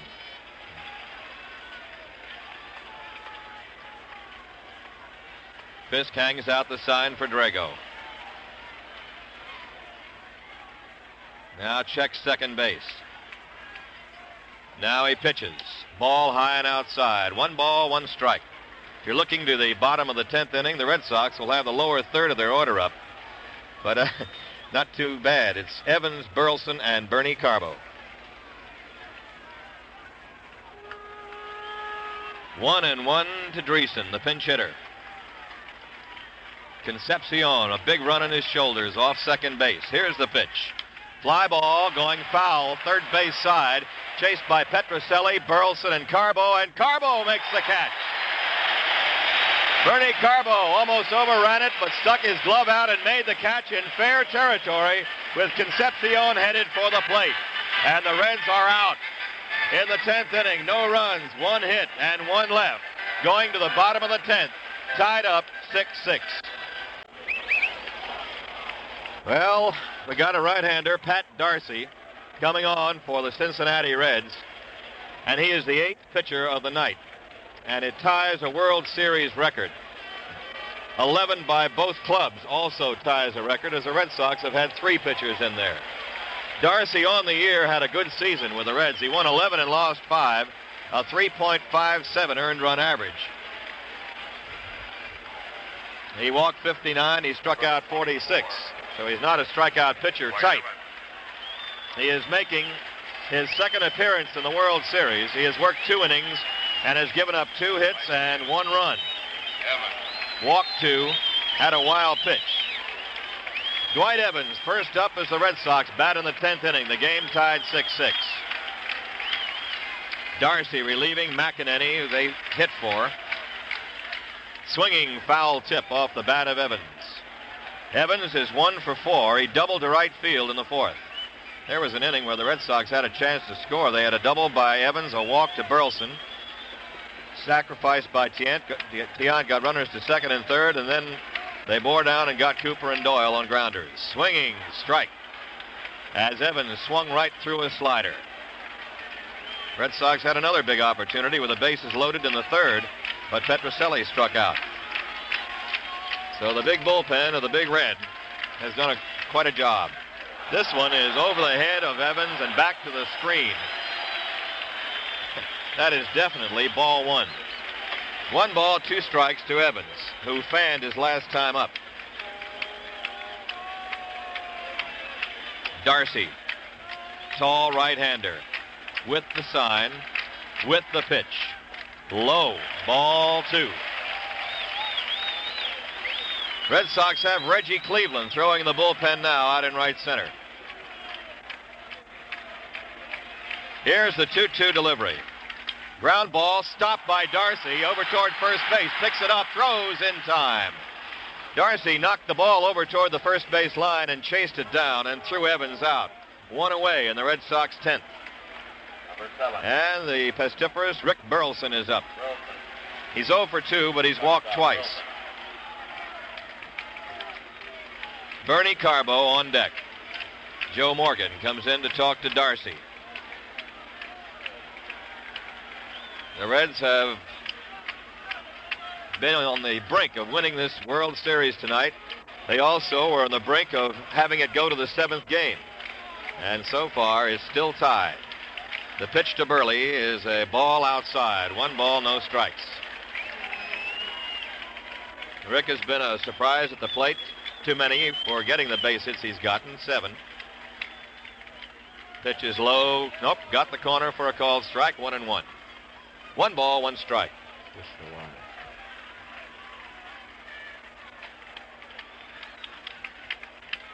Here it comes.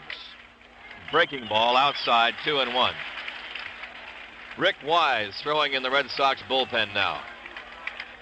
Wise started the Tuesday night game and gave up the home runs that won for the Reds. Little pop-up, left side of the infield. Concepcion, the shortstop, over toward the line, has got it for out number 2. Burleson was jammed. Here's Bernie Carbo.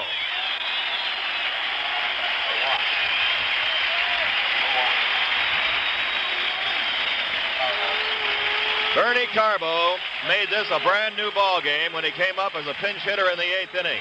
With 2 on and 2 out, he had a home run into the center field bleachers to tie it 6-6, and that's where it stands right now. In this series, he has been to bat 3 times, has hit 2 home runs and a line drive to left. He's had 1 home run to left, 1 to center, and a line drive to left field. He's hit the ball hard every time up. And, of course, what's in the minds of everybody here is, can Bernie win it right here? Swings, strike 1. He wanted it. Bernardo Carbo.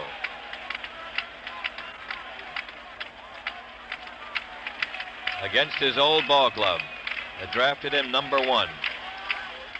Swings, misses an off-speed pitch by Darcy, and quickly the count is 0-2. It was a 2-2 pitch that Carbo hit in the 8th inning for the game-tying homer. Darcy looking very sharp out there here in the 10th. The 2-strike pitch. Wastes 1 outside, scooped nicely by Bench, ball 1. 1-2 to Bernie, who's got that good inside-out stroke for a left-handed batter in this ballpark and hit a lot of his home runs into the screen this year. The 1-2 pitch. Inside and low, ball 2, 2-2. The outfield plays him around to left. They do not play him to pull. Griffey, the right fielder, is at the midpoint of the bullpens in right center. 2-2 delivery. Swing and a miss, strike 3. They get in this time. And that's all for the Red Sox on a strong performance by Pat Darcy. 1-2-3 they go in the 10th. At the end of 10 innings, it's Cincinnati 6, the Red Sox 6. NBC's radio coverage of the World Series will continue after station identification.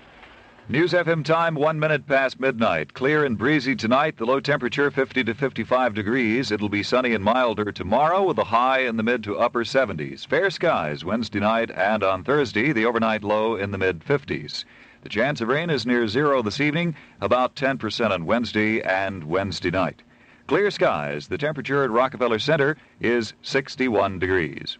This is WNWS FM New York, where you'll hear news and information live 24 hours a day at 97 on your FM dial. News FM.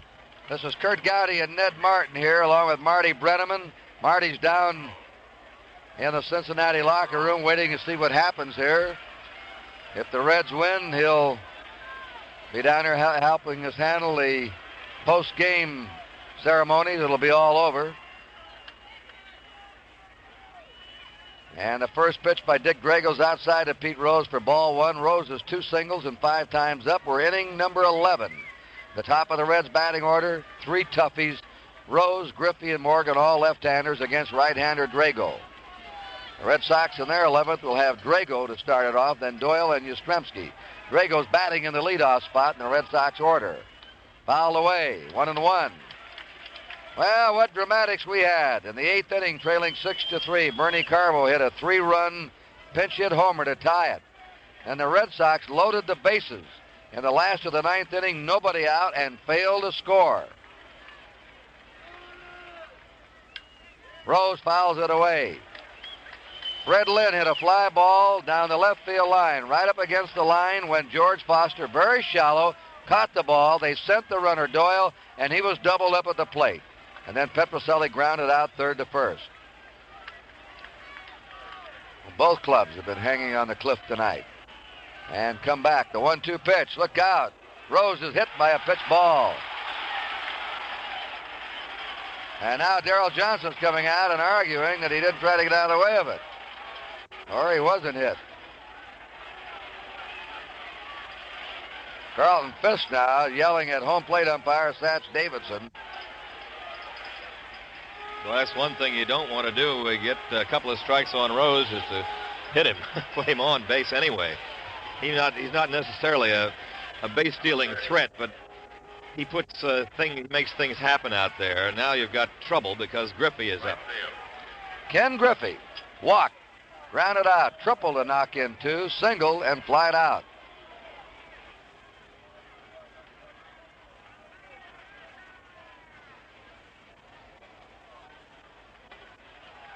We're getting double barrel action now in the Red Sox bullpen. Jim Burton, I think, has joined. Is Rick Wise still working out there, Ned? No, it's Dick Pohl. Dick Pohl, a right-hander, and Jim Burton, a left-hander. Rose at first represents the lead run. The throw to first, Yastrzemski was coming off the bag and charging toward the plate.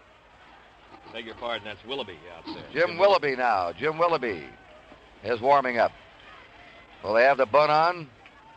Or will they have Griffey swinging away? Drago stretches and throws. Outside, a ball, 1-0. Game tied, 6-all. Top of the 11th inning. Griffey looking down for a sign from his third base coach, Alex Grammas. Joe Morgan's on deck. 1 ball, no strikes. Here's the stretch by Drago. Now the pitch. High. He's getting into trouble with his control. Ball 2, 2-0. Griffey looked like he wanted to bunt that one, but was too high. He'd have popped it up trying to bunt.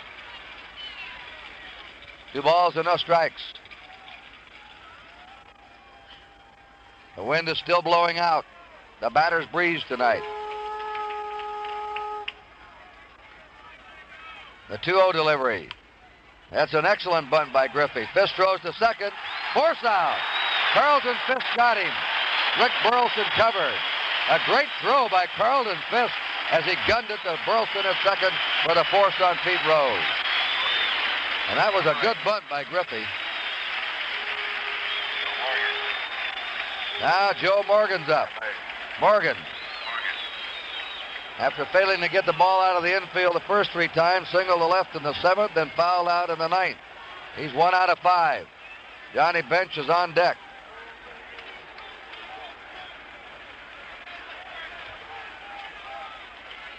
A real seat squirmer at Fenway Park.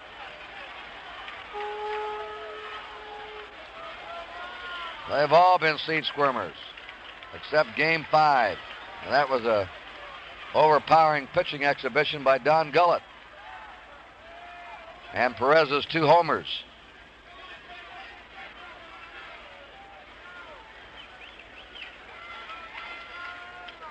One away. Morgan a batter. Throw over again. Griffey back. Griffey can run.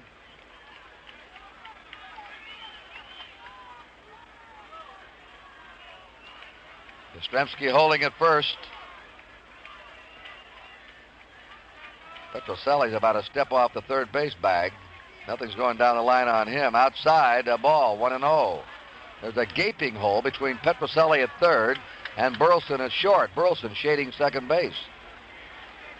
1 ball, no strikes, 1 out. Tie game, 6-all, 11th inning.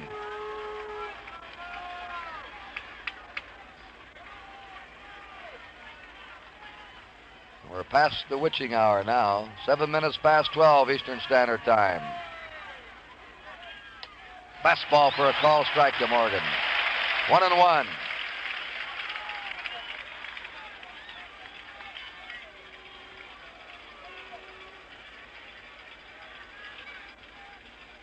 Drago taking his time. That's Eastern Daylight Time.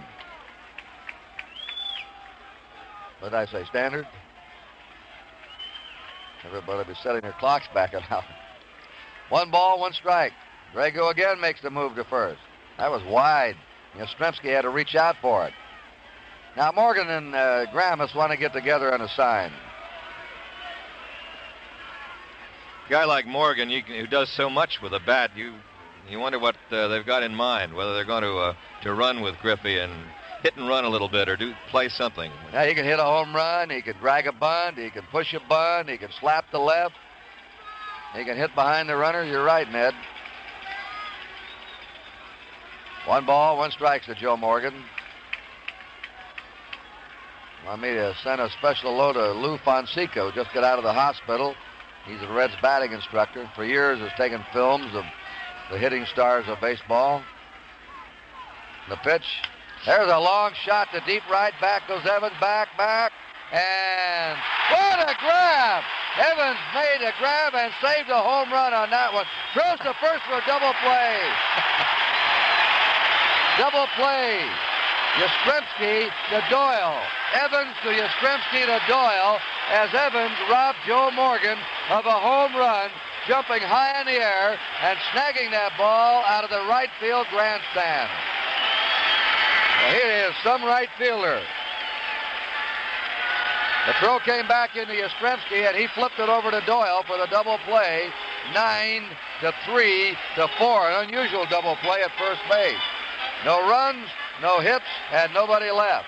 Last of the 11th coming up. The score still tied 6-6. Frank Slocum up here in our booth just said, you guys are up against something. They can't be believing what you're talking about tonight. This has to be one of the most dramatic games of World Series history. The plays that have been made, the situations that have been created, the situations that each team has failed to capitalize on. And now we're going to have Rick Miller batting for Dick Drago. Miller, a left-hander, will bat for Drago in the last of the 11th inning. With this game tied 6-6. Miller. Everything you'd ever want to see in a World Series game has been seen here at Fenway Park tonight. We've had 3 homers, great plays, lost opportunities, frustrations, and we've had 8 pitchers used by Cincinnati to tie a record. Pat Darcy missed with his first pitch to Rick Miller. And Miller looks at ball 2 outside. Denny Doyle's on deck. And then Carl Yastrzemski.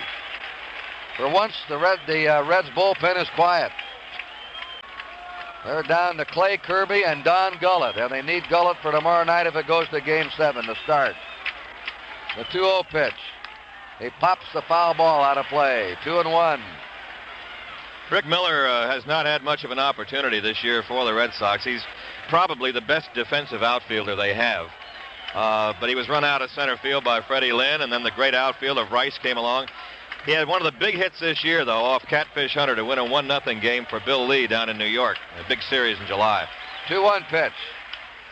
That's a foul fly. Maybe it's going to be foul. Headed toward the seats and out of play. About the 3rd row. Right down, jutting those stands along the left field line. The count to Rick Miller is 2-2. Drago and Darcy right now are the pitchers of record. If Miller got on, the Red Sox would have their best bunter coming up next, Denny Doyle.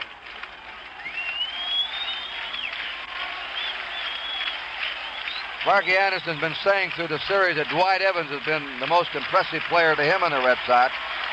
He says that boy is some fielder, and he's made some big hits against us.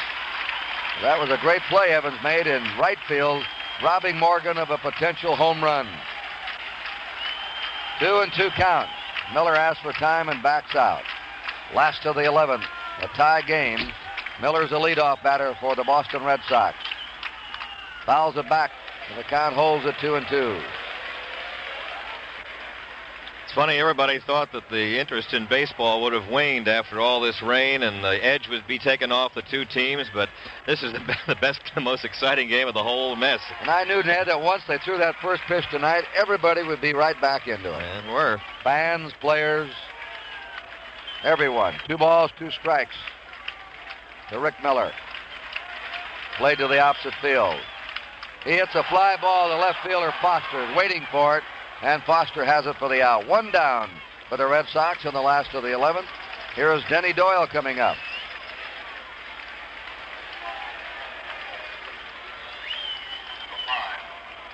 Six runs, 12 hits, no errors for the Reds. 6 runs, 9 hits, 1 error for the Red Sox.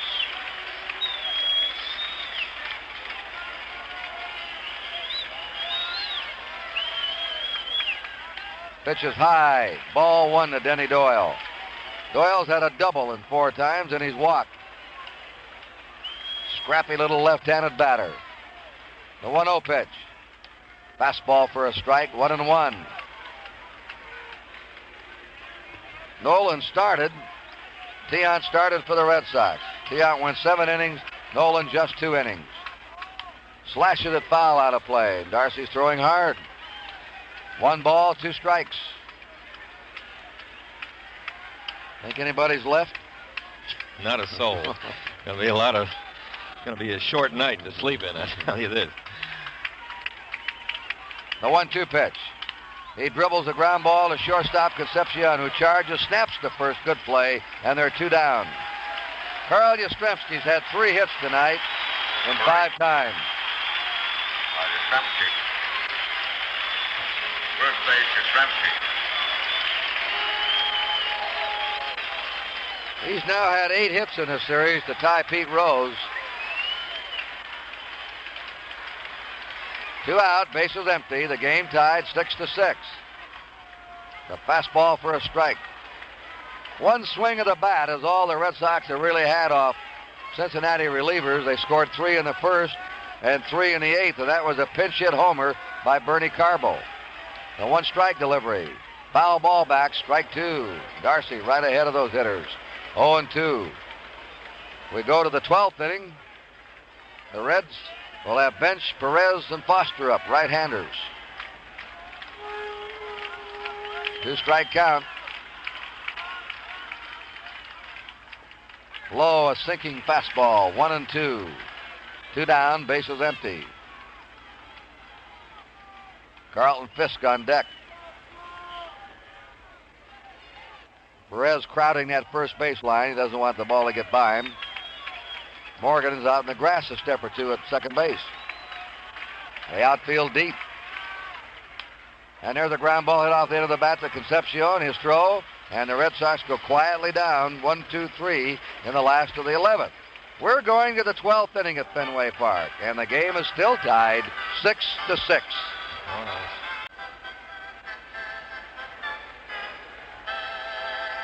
Rick Wise is coming on. This makes the 12th pitcher in this game. It's a new World Series record. 11 pitchers have appeared in a World Series game twice previously. That was St. Louis and Boston in '67, and Oakland and the Mets in '73. We've had 8 pitchers used by Cincinnati tonight, and Wise becomes the 4th pitcher for the Red Sox. Well, it's been a game of opportunities and lost opportunities. The Red Sox scored 3 in the first on Fred Lynn's 3-run homer. They had the bases loaded, 2 down in the third, failed to score. The Red Sox had runners on second and third, 1 out in the fourth, failed to score. And the Reds started getting back into it. They scored 3 in the fifth. Griffey tripled in 2. Bench singled in Griffey. 2 runs in the 7th. Foster doubled off the center field wall, narrowly missing a home run to knock in Griffey and Morgan. And then Geronimo led off the 8th inning with a home run. And the Reds had a 6-3 lead when Carbo crashed his dramatic pinch hit homer. And the Red Sox in the 9th inning, the best chance of all, had the bases loaded, nobody out, and failed to score. Now we're going to the 12th inning. Rick Wise did not relieve during 1973 and 1974. He relieved once in '73 for the St. Louis Cardinals. And Ned Martin knows all about him. He's broadcast him all year, so he'll take over the 12th and tell you about Rick Wise. All right, Curt. 19-game winner in the regular season was Wise, his personal high, formerly with the Phils and the Cardinals. He won his 20th game and his most important win, probably, against the Oakland A's in the final game of the playoff series out at Oakland to clinch it for the Red Sox and get the pennant. He started once in this series and was hit hard. He started the 3rd game out in Cincinnati, and you'll remember, gave up those back-to-back home runs to Concepcion and Geronimo in the 5th inning. Later on, gave up a triple to Rose, and that knocked him out of the box. He also gave up a home run to Johnny Bench in the 4th. He gave up 34 home runs in the regular season. That's been his trouble. That's why they pitched him on the road in the American League playoffs and in the World Series. He was 12-5 on the road in the regular season and 7-7 at Fenway. Johnny Bench standing in. And the pitch is a fastball outside, ball 1. Bench has had 1 hit tonight. 1 for 5, a single, driving in a run in the 5th inning. Wise relies on the fastball. That's his big pitch. He likes to pitch it to spots. High pop foul coming back, and I believe out of play. Fisk will maybe have a shot. He does. Falls down and makes the catch as the wind blew it back in from the stands. 1 out. Johnny Bench fouls to his opposite number, Carlton Fisk, who stayed right with it. The ball was headed for the stands, but that wind all night long has been blowing out. It blew it back, and he fell down after he made the catch. You know, Ned will remark there were no empty seats. There are out in the Cincinnati bullpen. Mr. Kirby is there alone, Clay Kirby, with his catchers. Here is Tony Perez. 1 for 5, a single. Wise kicks and throws, and it's low, ball 1. Cincinnati 6 and the Red Sox 6 in a chiller here at Fenway Park. 6th game of the World Series, and you just can't get him any better than this. The 1-0 delivery. A strike call in the outside corner. Wise throws the fastball primarily, but mixes it with a fair slider and a good curveball. He's a control pitcher went on. Had one bad spell in the summer of '75, but came up in 19-game winners. Foul tip off the mask of Fisk. 1 ball, 2 strikes. I don't know what's going to happen here in this inning or the rest of this game, but if it does go to Game 7, they've already announced Bill Lee for the Red Sox and Don Gullett for the Cincinnati Reds. If Two they play tomorrow left-handers. night. Gullett, who throws BBs, the fastball, will challenge you. Also can throw the curve. Lee, who throws an assortment. Yeah, but he'll have his health food tomorrow. Yeah, his ginseng and his honey, which he carries around with him. He pitched a whale of a ball game here Sunday a week ago. The 1-2 pitch to Perez. It's a little bit low. Ball 2, 2-2. Wise, of course, used to National League umpiring and the low strike. Rick pitched for the Philadelphia Phils for a number of years. He was a rookie on the '64 club that folded in September. They didn't use him. So the 2-2 pitch. Ground ball toward the middle, past Burleson into left center field. Base hit. Perez has his 2nd hit, and the Reds have another runner. And they have 13 hits on the night. So it's 1 out and a runner at first. And again, the Red Sox have to play carefully with this Cincinnati lineup. George Foster is 1 for 5 also, but that double off the center field wall produced 2 runs in the 7th inning, 2 runs off Louis Tiant. Foster also made the catch in shallow left on Fred Lynn and threw out the winning run at the plate. Doyle trying to score after the catch and was thrown out on a strong throw by Foster from shallow. Here's the set, the pitch by Wise. It's a strike call picking up the outside corner. Perez at first base. Stole a base in this series to the surprise of everybody, mainly because they didn't bother with him out at Cincinnati, and it turned out to be a big stolen base. Now they are bothering with him. Yastrzemski holds the bag closely. Perez a short lead. The pitch to Foster, ground foul off to the left. This fellow's been dangerous in this park, Foster. He's hit well. He sure has. He made the big fielding play tonight for the Reds and has hit well consistently throughout the series, and particularly here. Ken Griffey has been another Cincinnati Red who has been tough in this series at the plate. He's had a fine series. Single and a triple for him tonight. 0-2 to Perez. Wise comes in with his pitch and misses outside, ball 1. That didn't miss by much.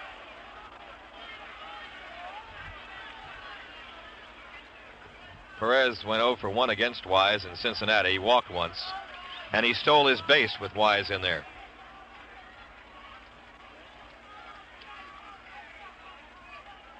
Foster set at the plate. Here's the pitch. Little looper to left field's going to be trouble. Drops in for a base hit. Carbo picks up. Runners at first and second, 1 out. A handle hit looping into left field off the bat of Foster, and Wise is in a jam. 2 on, 1 out, and the batter is Concepcion. And the Reds come running at you again. Boy, do they put pressure on. Wise has given up a ground ball single just out of the reach of Burleson into center field, and a looping handle hit into left field. But they're like line drives in the box score. To use another cliche in an already over-cliched series. Concepcion is 1 for 5 also. He singled his last time up, and he stole a base. The Red Sox infield at double play depth. Petrocelli just a step off the bag at third. Yastrzemski very wide of the bag at first. It's a strike call on the outside corner. The outfield is straight away on Concepcion, a right-handed batter. Perez at second, Foster at first, 1 away. Game tied 6-6, 12th inning.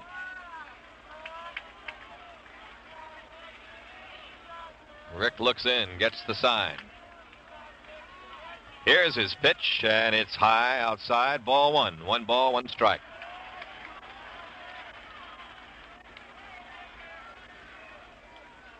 Be a few electric light bills around New England and Cincinnati tonight. I imagine. Hard-fought ball game. A classy kind of game, a classic 6th game. The 1-1 pitch about to be made to Concepcion. It's swung on, fly ball, right field. Evans back. He's under it. He's got it. Runners play it halfway and hold as the throw comes into Doyle. He throws into Burleson. 2 out. So with 2 down and 2 on, the batter is Geronimo. He's 2 for 5, a single in the 6th and a home run in the 8th. And that home run by Geronimo was the last run scored by the Reds. It appeared to be an insurance run at the time.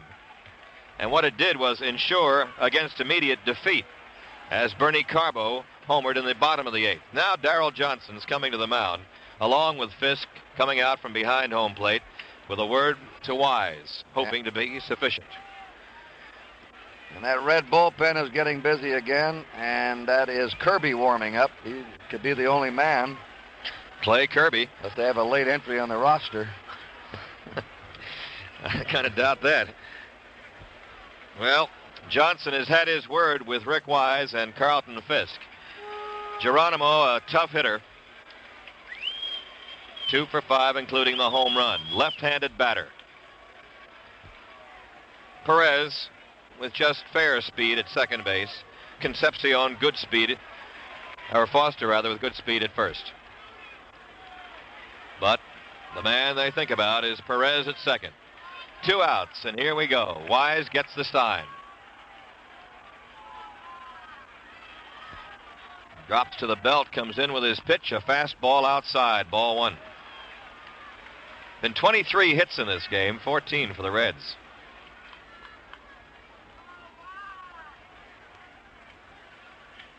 One and nothing to Geronimo. Carbo moves a little bit in left field. Here's the pitch. Foul back. Good rip, but it runs up the screen. 1 ball, 1 strike. 12th inning, 6-6. I tell you, if the Reds win this one, they'll know they've been in something, a catfight here. The Red Sox have died hard. They haven't died yet. They're looking forward to Game 7, and they almost had it in the 9th inning. 1 ball, 1 strike. The pitch by Wise, a fastball outside, missing by just inches, and it's 2-1. He's trying to pitch Geronimo away. He's trying to keep that ball outside on him. And Bernie Carbo's playing over toward the left field line. They'll give him something to the opposite field because he did pull a home run earlier into right field. Burleson a step or 2 towards second base. Wise looks back there, comes in with his pitch. It's swung on, missed, strike 2. He buzzed a fastball about shoulder high right by him. 2 balls, 2 strikes, 2 outs, 2 on. The Red Sox 12th will have Fisk, Lynn, and Petrocelli scheduled up. 2-2 to Geronimo. Wise looking down through the spectacles, gets the sign. The pitch jams him. Strike 3 called. Wise strikes out Geronimo, and that ends the inning. Fastball, no runs, 2 hits, 2 left. Going to the bottom of the 12th. Cincinnati 6, Boston 6. We'll return with more World Series coverage after station identification. News FM time is 12:32. It'll be clear and breezy overnight. The low temperature 50 to 55 degrees. Sunny and milder later today with a high in the mid to upper 70s. Fair skies on Wednesday night. We have a near zero chance of a shower overnight, about 10% on Wednesday and Wednesday night. Winds southwesterly 10 to 20 miles an hour. Clear skies, 61 degrees at Rockefeller Center. This is WNWS FM New York, where you'll hear news and information live 24 hours a day at 97 on your FM dial. News FM. Curt Gowdy and Ned Martin here. We're going to the last of the 12th inning. Carlton Fisk, Fred Lynn, and Rico Petrocelli for the Red Sox against Pat Darcy. We've had 12 pitchers in the game, a new record. It's all tied, 6-all, and here's Ned again. Okay, Curt. Now it's Fisk up, and he hasn't had a hit since the first inning. He singled in. He has been intentionally passed twice. He is 1 for 3 officially. Game tied, 6-6. Darcy pitching. Fisk takes high and inside. Ball 1. Freddie Lynn on deck. There have been numerous heroics tonight, both sides. The 1-0 delivery to Fisk. He swings, long drive, left field. If it stays fair, it's gone. Home run! The Red Sox win! And the series is tied 3 games apiece.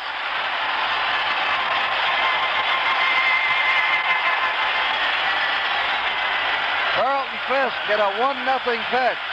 They're jamming out on the field. His teammates are waiting for him. The ball hit the foul pole, and the Red Sox have sent the World Series into Game 7 with a dramatic 7-6 victory. They had a chance to win into the 9th with the bases loaded, nobody out. They were trailing by 3 runs when Bernie Carbo came up in the 8th inning and hit a pinch hit 3-run homer. What a game. This is one of the greatest World Series games of all time that had everything. Home runs by Lynn, Carbo, and Fisk for the Red Sox. Geronimo hit a home run for the Cincinnati Reds. And so, tomorrow night, 2 left-handers go at it to decide the championship of baseball for 1975. Bill Lee for the Red Sox and Don Gullett for the Reds. The winning pitcher is Rick Wise, and the losing pitcher is Pat Darcy.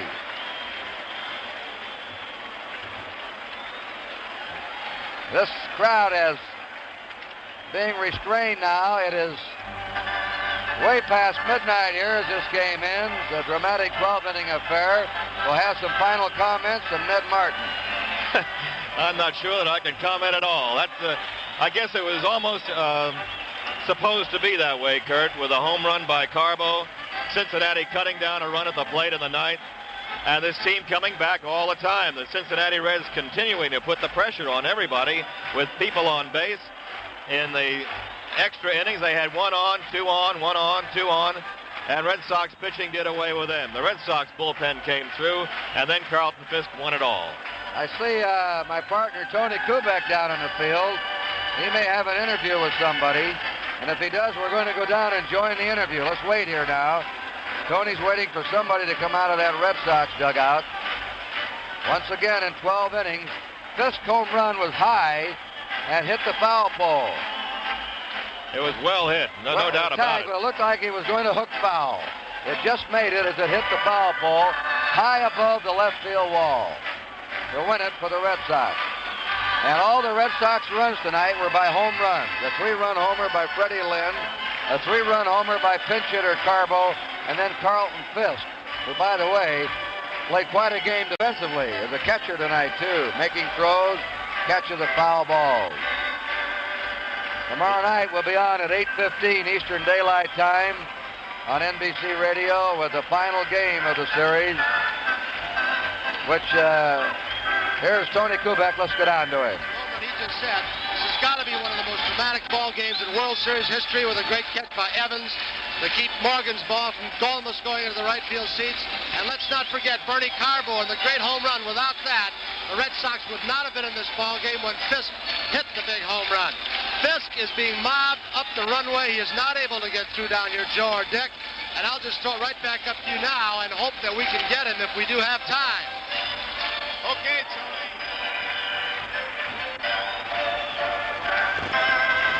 Well, as you heard Tony, he was trying to get Carlton Fisk on, but he was being mobbed in the runway. Meantime, let's pause right now for this message.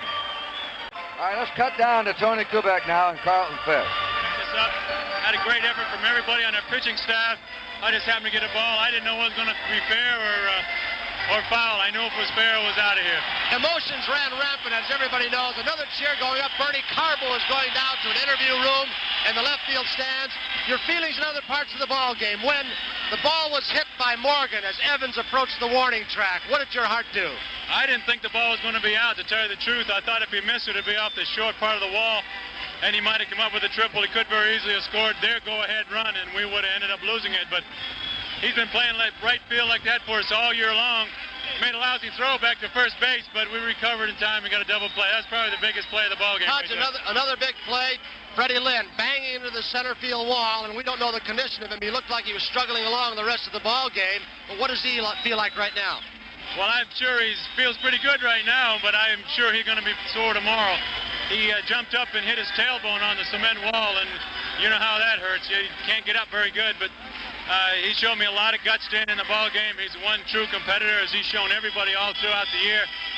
He's going to be sore tomorrow, but he's not going to miss it for anything. All right, you're taking it on the strength of your home run to the 7th game of the World Series. It'll be Bill Lee versus Don Gullett, two left-handers, and a little bit of a comment on that, if you will. Well, they're two opposites as far as pitching goes. Bill's a control pitcher. He has to have his good sinker in order to be effective in this ballpark. Don Gullett's a hard thrower, as like a Vita Blue, maybe his ball might be a little too straight in this ballpark. I didn't think he threw too well his first game in here. Maybe the wall had an advantage for us with him throwing. He's going to have to be pretty careful, especially if the wind's blowing like it is today, if it's blowing like that tomorrow. Fudge, any of your family are here at the ballpark? Everybody's here, except my kids. I'll let you be here. I'll let you go handle your press conference, and congratulations on, well, a dramatic home run, one that'll go down in the history of baseball. Thank you very much. Thank you. Our thanks to Carlton Fisk. Let's go now back upstairs. All right, that's it. And we'll tell you that, again, it's extra innings, and you're excited and you're hot. We have a message for you. How do you know your antiperspirant's still working? Your clothes will tell you. If they don't look and smell fresh, you need new Right Guard Double Protection Antiperspirant. A guy's shirt out on the bleachers just told him he needs it. I imagine a lot of shirts tell them they need it right now. And a fan's sweater in the grandstand just told him he needs it. This new Right Guard helps protect you and your clothes from wetness, stains, and odors. New Right Guard Double Protection. Your clothes will tell you if you need it. Now, that message is done with, Mr. Gowdy. What do you have to say? Racing across the outfield to the interview room. And so that's it. I don't believe anyone that saw this game in person. And we have veteran writers, veterans of broadcasting, TV here, fans. I ran into one man from Chicago who's seen 40 World Series now in succession. There hasn't been a better game than this one, with so many dramatic situations in the game. The Red Sox win it in 12 innings on Carlton Fisk's leadoff home run. And so we go down to Game 7 tomorrow night to decide the World Championship of Baseball. This broadcast has been authorized under broadcasting rights granted by the Commissioner of Baseball solely for the entertainment of our listening audience, and any publication, rebroadcast, or other use of the descriptions and accounts of this game without the express written consent of the Commissioner of Baseball is prohibited. And the Commissioner of Baseball has a right of approval of the announcers of this event. On behalf of Marty Brennaman, Ned Martin, Curt Gowdy saying so long. The 75 World Series is being brought to you by your local Dodge dealer, who says, if you have a head for cars, head for Dodge. Your local John Hancock Life Insurance agent. O.M. Scott, makers of Turf Builder and other fine lawn care products, and by Right Guard Double Protection. It helps protect you and your clothes from wetness, stains, and odor. Coverage of the game was produced by Joe Michaels and engineered by Bob Lemicio. Final score again, Boston 7 and Cincinnati 6 in 12 innings. This has been an NBC Radio Network sports presentation.